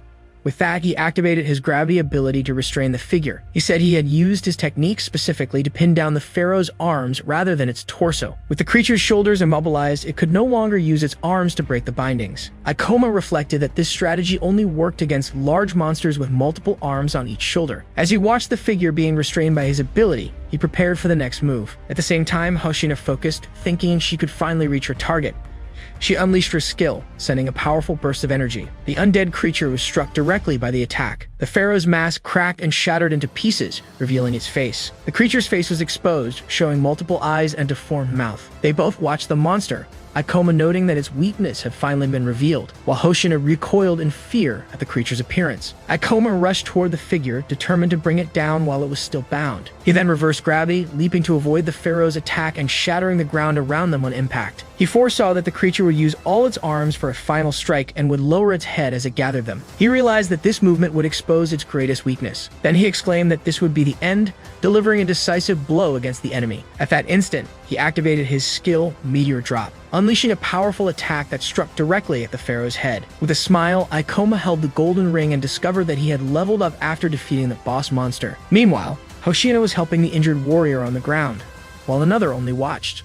A glow appeared on the body of the defeated monster, and Satsuki noticed something beside Ikoma. She called him over to show a magic weapon, revealing his powers and a brief description. Ikoma offered the weapon to Satsuki, saying it was perfect for her, and that they wouldn't need to buy one. Surprised, Satsuki asked if she could really keep the weapon. He reminded her that she had helped him get his own weapon, and mentioned that Hoshina should also receive something. Hoshina reassured Ikoma, telling him not to worry. She then thanked him, saying he had saved their lives. She offered him the item and the demon stone, but asked for something in return. Hoshina asked if they could cancel the bet. Ikoma reminded her that she had won. Acknowledging her skill, he admitted she was a respectable hunter and took back what he had said before. Surprised, Hoshina reacted to his words. Ikoma and Satsuki smiled at each other. Soon after, he suggested she should stop being a streamer to become a better hunter, which left Satsuki indignant. While the armored warrior stated it was impossible to make a living as a hunter, Ikoma contradicted him. He recalled that Hoshina's father had died and her mother was injured, leaving her responsible for 5 younger siblings.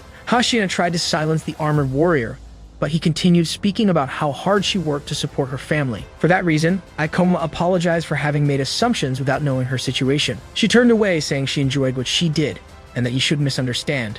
Hoshina explained that her goal was to make people smile, because portals frightened them, showing examples of her work. Ikoma then smiled and said he would support her. Hoshina was surprised by his reaction. She remained silent and blushed.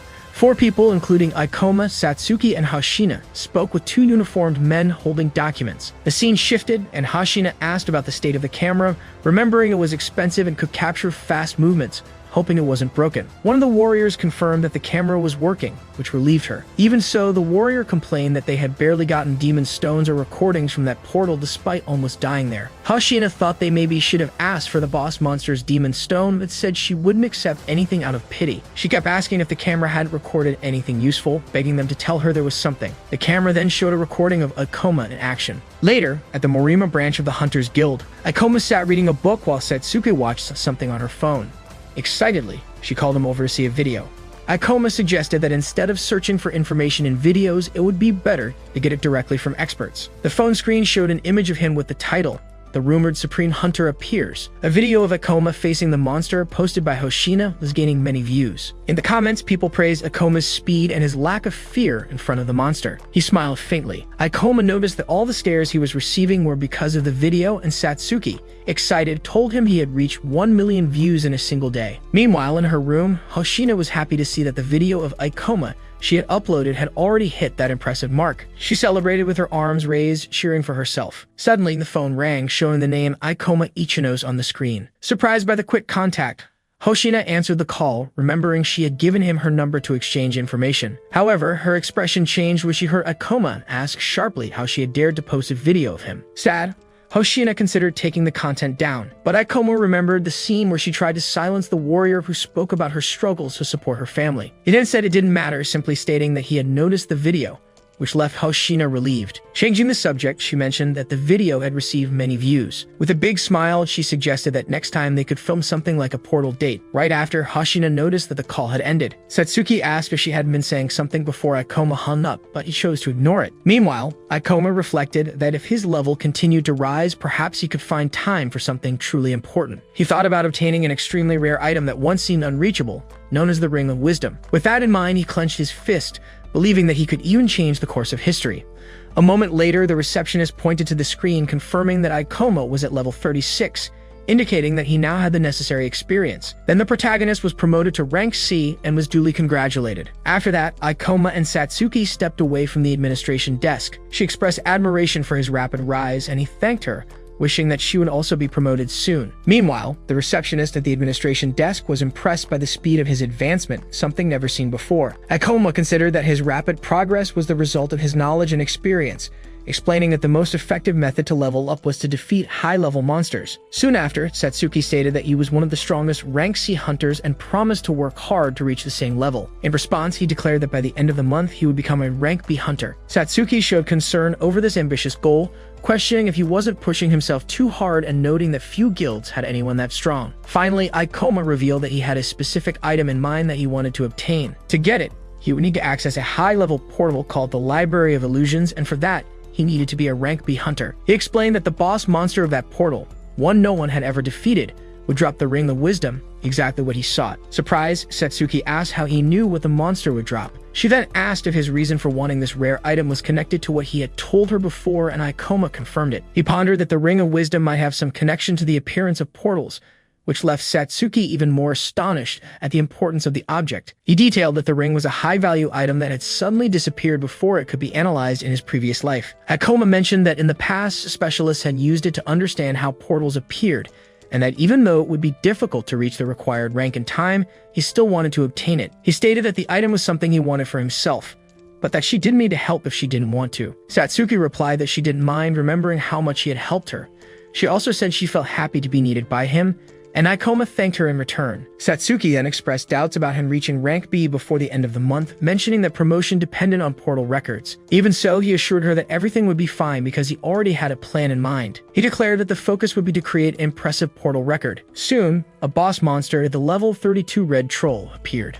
Ikoma unleashed an attack and defeated it immediately. Next, Satsuki defeated another boss called the level 30 mermaid chief. After that, another boss, the level 36 spider ogre, was struck by a meteor drop attack. With that, Satsuki rose from level 32 to 35, reflecting that she couldn't believe they had cleared 3 portals in just 2 weeks. Although recognizing that the bosses were lower level, Satsuki questioned how easy the task felt, and Ikoma confirmed that they were usually difficult. He explained that at this level, boss monsters were limited to simple movement patterns, and their abilities were not devastating. In addition, he revealed that he knew all the portals relatively easy to clear around the capital and had even prepared a complete list of them for quick access. He then showed a portal map on his phone and stated that, so far, they had managed to clear 5 portals above level 30. Soon after, they arrived at the guild reception, where the receptionist confirmed that Ikoma's portal record was impressive, barely able to believe he had cleared so many. The staff member then explained that they would go through rigorous evaluations for promotion to rank B, and that they would be contacted in a few days. At that moment, a muscular man, Mr. Ukami, appeared, looking indignant as he questioned whether the kid was really applying for promotion to rank B. Ikoma looked at him carefully and asked if he worked for the guild, noticing the emblem on his chest. Then it was revealed that some hunters with good performance signed exclusive contracts with the guild. The man began arguing with the receptionist as it was explained that these hunters' duties included portal management, responding to incidents, and making recommendations for the organization itself. They also had great influence over the guild they belonged to, and Ukami considered it absurd that Ikoma was about to be promoted to rank B. Even so, the receptionist informed him that Ikoma was already close to level 40 and had an extensive record of clearing multiple mid-level portals. Surprised, Ukami asked if that meant he had already defeated several boss monsters. As the two stared at each other, the man remembered that it had taken him 7 years to become the only rank B hunter at the Morima branch of the guild. With that, he began to wonder how Ikoma could already be at his level. Observing the man's expression, Ikoma realized that this person would probably become a problem. Ukami stepped up to Ikoma, questioning how a boy with that appearance could be a rank B hunter. The young man replied that without Ukami's approval, it would be difficult to get promoted in the Morima branch. However, he concluded that he could not give up, since it was only possible to apply for promotion in the branch of one's own city. Remembering all the help he had received from Satsuki, he reinforced his decision not to back down. Turning to the man, he confirmed his name, Ukami, and asked for a valid reason for rejecting his application. The hunter leaned forward and said that rank B was not given to rookies who thought portals were easy. He then aggressively questioned Ikoma about whether he took his role as a hunter seriously, demanding an immediate answer. Meanwhile, people in the guild watched the scene, commenting that Ukami was causing trouble again. Ikoma interrupted, asking how many hunters had reached rank B at only 17 years old. Confused, Ukami reacted without understanding the question and asked what kind of nonsense he was talking about. Ikoma continued, mentioning the 15 years since portals first appeared. He then pointed out that 6 young people at age 17 had reached rank B and questioned whether, by Ukami's logic, none of them should have been promoted. With that, he declared that he fulfilled all the requirements for rank B and demanded that Ukami answer before rejecting him based solely on age. Without a clear response, Ukami stepped back while admitting that the rules about portals were not perfect. He claimed that it was necessary to listen to the experience of hunters who worked for the guild. However, Ikoma replied that the rules were not based on beliefs but on guidelines shaped by past incidents. He then cast a sharp look and asked if that was not the guild's official policy. As the woman at the desk confirmed, she began to analyze the data on the computer. Satsuki observed that Ikoma's knowledge and logic surpassed even that of an experienced hunter in the organization. While people murmured about Ukami being left speechless, he himself remarked that it had been a bold move. After the humiliation, he silently planned that someone would pay for such defiance. He then stated that he would make Ikoma regret challenging him and asked the receptionist what Ikoma's level and class were, identified as a level 38 gravity user. Soon after, he questioned the woman about that class, surprised that he had never heard of it and wondering if it was perhaps a rare class. Ikoma reflected that the class was probably mage type, and that a powerful warrior might have been the reason for his rapid level gain. Then Ukami admitted that he had been too harsh, and that it would be unfair to reject the application without a good reason. Finally, the man announced that he would not reject the request, but imposed a condition. He challenged Akoma to prove he deserved rank B in a match at the guild's training hall. In the training hall, marked by a sign, several people conversed while waiting. Ukami reiterated his condition, stating that promotion would only be granted if Akoma proved his abilities in a fight. Otherwise, his application would be denied. Meanwhile, two people murmured about his history in matches, recalling that he had nearly killed others in previous fights. Others commented that the situation was unlikely to end well for Ikoma, since Ukami often used these duels as an excuse to vent his anger. Satsuki showed concern for her companion. Ukami stared intently at Ikoma, dwelling on the public humiliation he had suffered earlier. Comparing their levels, he pointed out that the boy was level 38, while he himself had already reached level 47. Realizing he was dealing with a mage, Ukami theorized that the boy had only come this far thanks to help from some powerful hunter. He then declared himself a beast warrior, stressing that the nature of his class enhanced his physical attributes. With a smile on his face, he planned to humiliate and crush the boy publicly to prevent him from continuing as a hunter, believing his experience and attributes were superior. Ikoma then manipulated a holographic screen in front of him. Watching the action, Ukami assumed he possessed a class focused on direct combat. Aware that he needed to act carefully, Ikoma decided to use his remaining skill points to increase his gravity magic. He spent 25 points to raise gravitational manipulation to level 4, anticipating a boost in his physical attributes. Although he would have preferred to invest directly in gravity magic,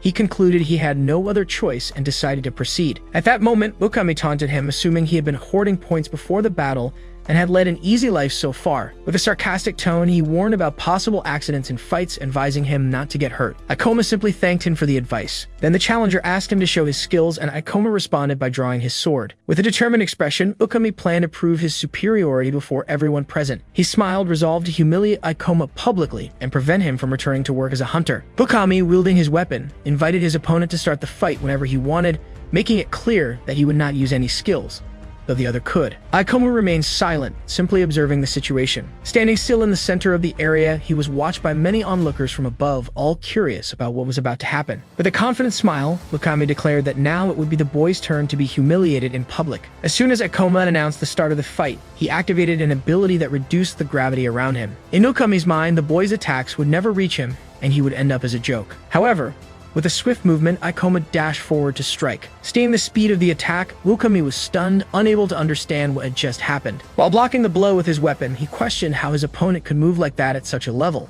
Moments later, realizing that Ikoma had already repositioned behind him, he asked in shock what had just occurred. Even while trying to convince himself that he had only been caught off guard and now knew his opponent, Ukami counterattacked with his weapon. Ikoma hovered above the ground while Ukami looked up at him, still gripping his blade. Then Ukami lost his balance and staggered, realizing he had lost his own center of gravity. Immediately after, Ikoma moved with incredible speed, propelled by his energy. With a precise kick, he struck Ukami's face, causing immediate bleeding. Ukami coughed up blood, shaken by the force of the strike. Despite the injury, he tried to attack again with his weapon. However, he noticed his opponent had executed a combination of moves ending in a kick, and he wondered how anyone could fight that way. From a distance, someone watched the fight through a device, unable to believe that Ikoma was completely dominating. Meanwhile, the spectators murmured that this was just a promotion test and speculated whether Ukami was holding back by not using skills. Ikoma then delivered a strike that forced Ukami to retreat. Watching him move with such speed, Ukami realized his own attacks couldn't even reach him. At that instant, he noticed people whispering that he was making a fool of himself. Ikoma hovered over him as he stood frozen. It was then that the young hunter pointed out something the opponent hadn't realized yet. He declared that the gravity user class was the best because it allowed physical abilities to be pushed far beyond normal limits, surpassing other classes. He explained that this advantage was especially decisive in short battles, where he didn't risk running out of mana. Ikoma also stated that Ukami was mistaken in thinking he would win simply because he had a higher level and wasn't using skills. Then Ikoma recalled that Kaoru had far more experience in direct combat, executing more refined movements and driven by an obsessive desire to win and eliminate his enemies. Without hesitation, Ikoma lunged forward to strike Ukami with his sword. He then activated his ability to increase gravity. Ukami, surprised, realized that Ikoma's blow was heavy. He wasn't just fast, but powerful as well. For a moment, Ukami thought his opponent had vanished and wondered where he had gone. Ikoma then appeared upside down in the air as Ukami looked at the ground where he disappeared. Next, Ikoma materialized behind Ukami, pressing his sword against his back. He explained that he had reduced gravity immediately after their weapons clashed, using the impact to quickly reposition behind his opponent. The spectators watching the fight declared that the experienced rank B hunter hadn't stood a chance against Ikoma, cheering his victory. Satsuki, smiling brightly, expressed her happiness and told him he had been amazing. Meanwhile, Ukami stood in disbelief, asking if this was some kind of joke. Refusing to accept defeat, he said he had been humiliated and that it was unacceptable. Ikoma then asked if, with his victory, he could officially become a rank B hunter.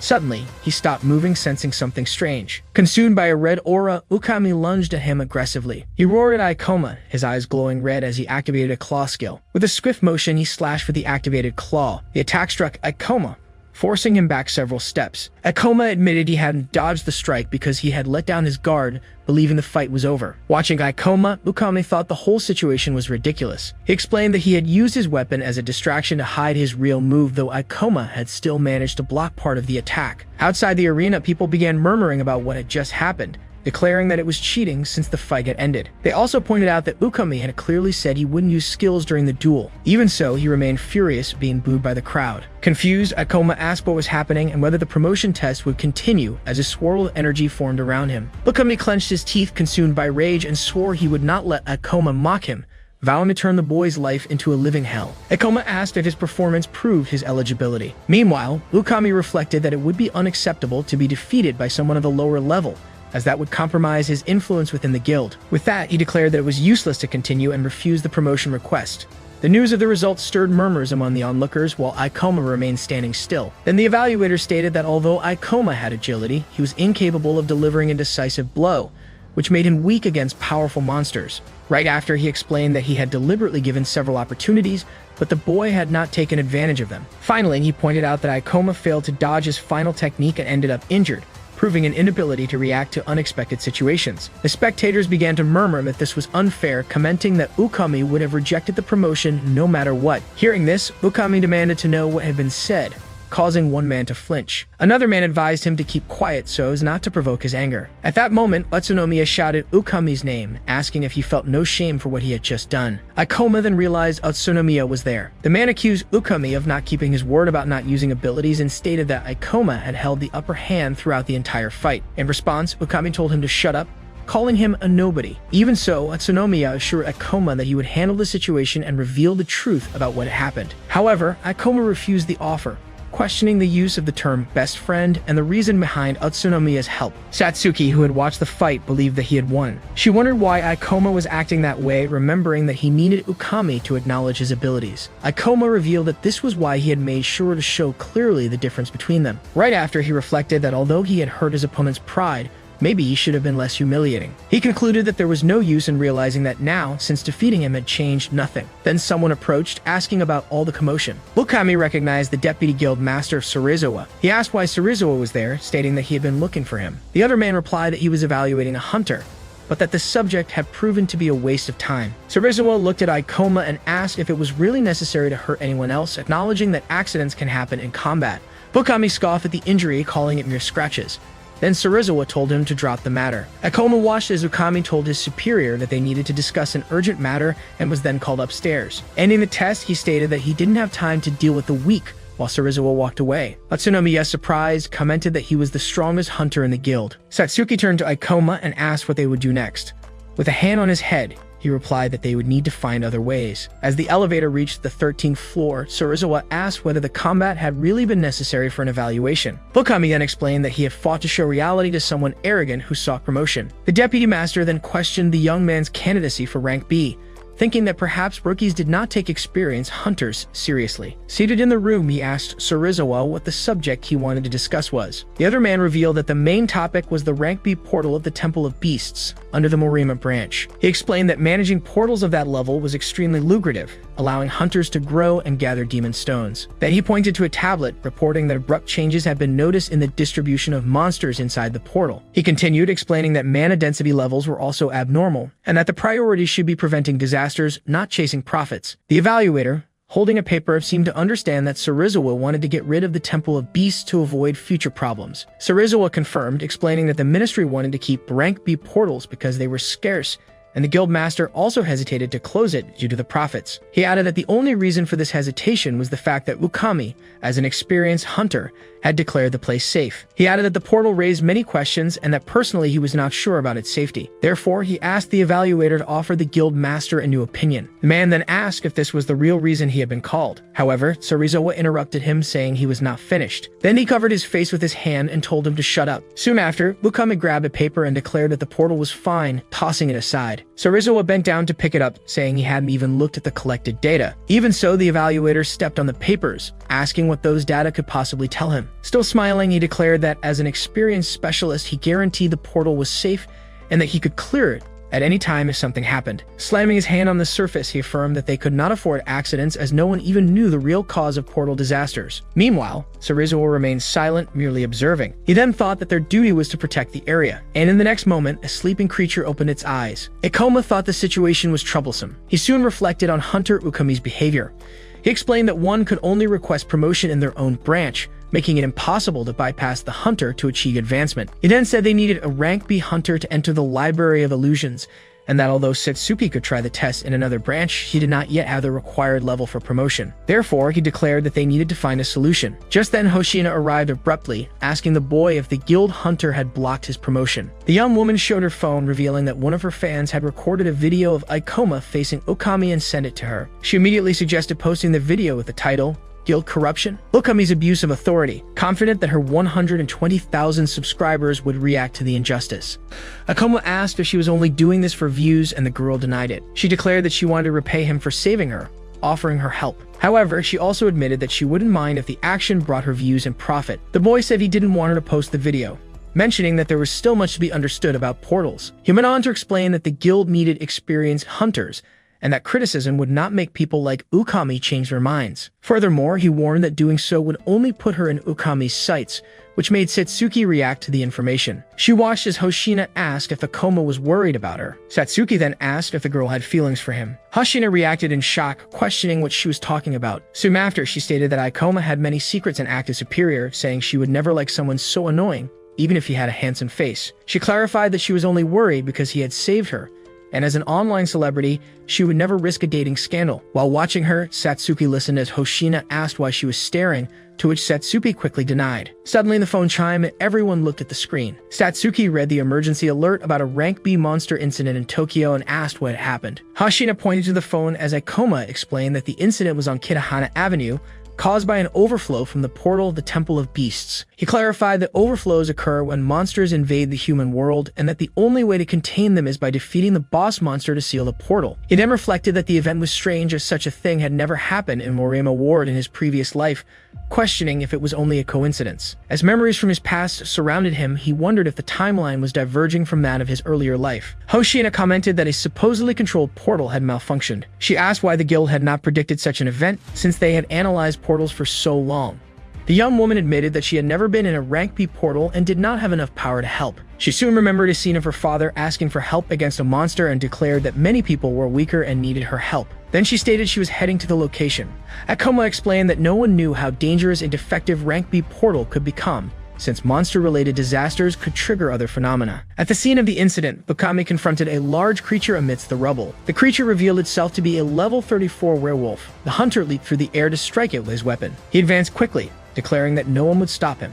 In that moment, he thought the situation was dire and that the portal's proximity to Sarizawa was unfavorable for his reputation. Two people praised the hunter for defeating a strong monster with a single blow of his weapon. Then he asked if they had no one stronger, stating they could not handle the disaster with rank C people like them. They replied that there were very few rank B hunters or higher, and although they had contacted those who could help, they did not know when they would arrive. Ikoma explained that Ukami's reputation would be ruined if the disaster spiraled out of control, but revealed that he had already fought the monster from this portal before. He then said the boss monster was a level 47 phantom fox, and that it should not be difficult to defeat. He stated that Lukami intended to defeat the boss monster quickly, blame Sarizawa, and become Morima's hero. The hunter then declared it was time to eliminate the boss monster, and suddenly a massive explosion hit the area, followed by screams from people. All at once, a huge paw appeared, and someone asked if that could be a boss monster. Then, an enormous monster with multiple fox heads engulfed in flames appeared on the scene. The two people exclaimed in alarm that the portal's information had not mentioned such a creature. The summoned monster revealed itself as a level 55 summoner fox, and the boys questioned the grotesque appearance of that thing. The boss of the Temple of Beasts evolved, changing its form, increasing in level, and gaining new abilities. With this evolution, the monster turned into an entirely new entity due to the buildup of mana in the portals, causing disasters. Okami realized that the boss monster had evolved, making the situation far more serious in addition to the existing overflow. As soon as Utsunomiya saw the monster's level -55, the summoner Fox, he asked how they could possibly fight such a powerful creature. Faced with the situation, the two agreed that they needed to retreat and wait for reinforcements and other hunters. Even so, Okami called them fools and declared that retreating would stain his reputation after insisting on keeping the portal open. He reminded them that he was a rank B hunter. He stressed that he had already faced many such dangers. With a scheming look, he said they should distract the monster so that he could deliver the finishing blow and kill it. The two young men said the idea was reckless, insisting they wouldn't last 10 seconds acting as bait against a monster like that. Okami grew irritated at their refusal and concluded they would not do as ordered. With a grin, he decided he had no choice but to give the boys some incentive. Then he invoked the Berserk skill, and a beam of red energy shot from his hand, striking the two. As the red energy wrapped around their bodies, the boys collapsed to the ground with intense headaches. The Berserk magic, a spell from the Beast Warrior class, temporarily increases the target's attack while reducing their reasoning, making them aggressive. The hunter revealed that he had often used this skill to create human bait and escape monsters, though he admitted he hadn't used it in a while. He then kicked one of the boys, sending him flying forward. Next, he ordered the two to attack the monster. He planned to step in and deliver the killing blow once they had distracted it. With a sadistic smile, he thought this would serve as a lesson, since good people didn't survive in the world of hunters. The two, under the effect of the ability, charged at the monster, wielding their weapons as he watched. Meanwhile, the creature revealed a grotesque pulsating eye on its back, where the eyelid was made of hands. The monster activated Poltergeist through the eyeball.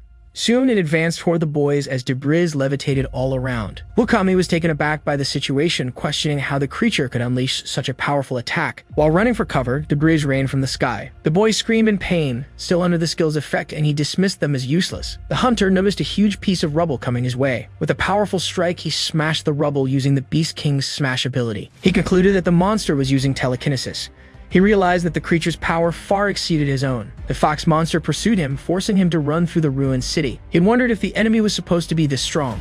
The monster closed in, almost reaching him, leaving him extremely on edge. Okami noted the creature's speed and drew his sword, raising his guard. The monster charged another telekinetic attack through its eye. He blocked the debris with his massive sword. After deflecting a second projectile in quick succession, Okami felt the weight of not dodging. The monster lunged to attack him with its sharp claws when his guard was compromised. He fell to the ground, realizing the enemy's overwhelming strength. Then he thought about the impossibility of fighting such a creature and how he could ever defeat it, before concluding that it didn't matter. With that, he activated his false death skill, which allowed him to simulate death after taking damage, stopping his pulse completely. The monster looked at the fallen body and turned its head when it sensed no heartbeat. As soon as the enemy was distracted, Okami realized he needed to flee. He started to run, but the monster activated its eye once more. Soon, the creature caught up and lunged with a claw attack. The hunter was struck and fell to the ground again, realizing the eye on the monster's back could also see. He lamented that it was too late to escape, but panicked, unwilling to die that way. The monster prepared to deliver the final blow, enveloping him in a dark magic.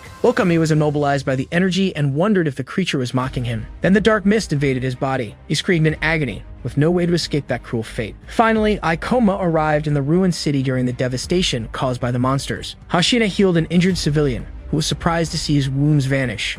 Ikoma told the man to run in the opposite direction, assuring him he wouldn't find monsters that way. The man thanked him and went on his way. Hoshina began to speak with Ikoma, who appeared deep in thought. He said he needed to move on quickly to contain the overflow as soon as possible. The young woman agreed, acknowledging that he was right. Then she checked her phone and realized an hour had already passed, yet the problem was still unresolved. Ikoma thought that the Ministry of Monster Eradication should have already defeated the boss of the Temple of Beasts, but concluded that they were taking far too long. With that, he came to the conclusion that he would have to assume the worst.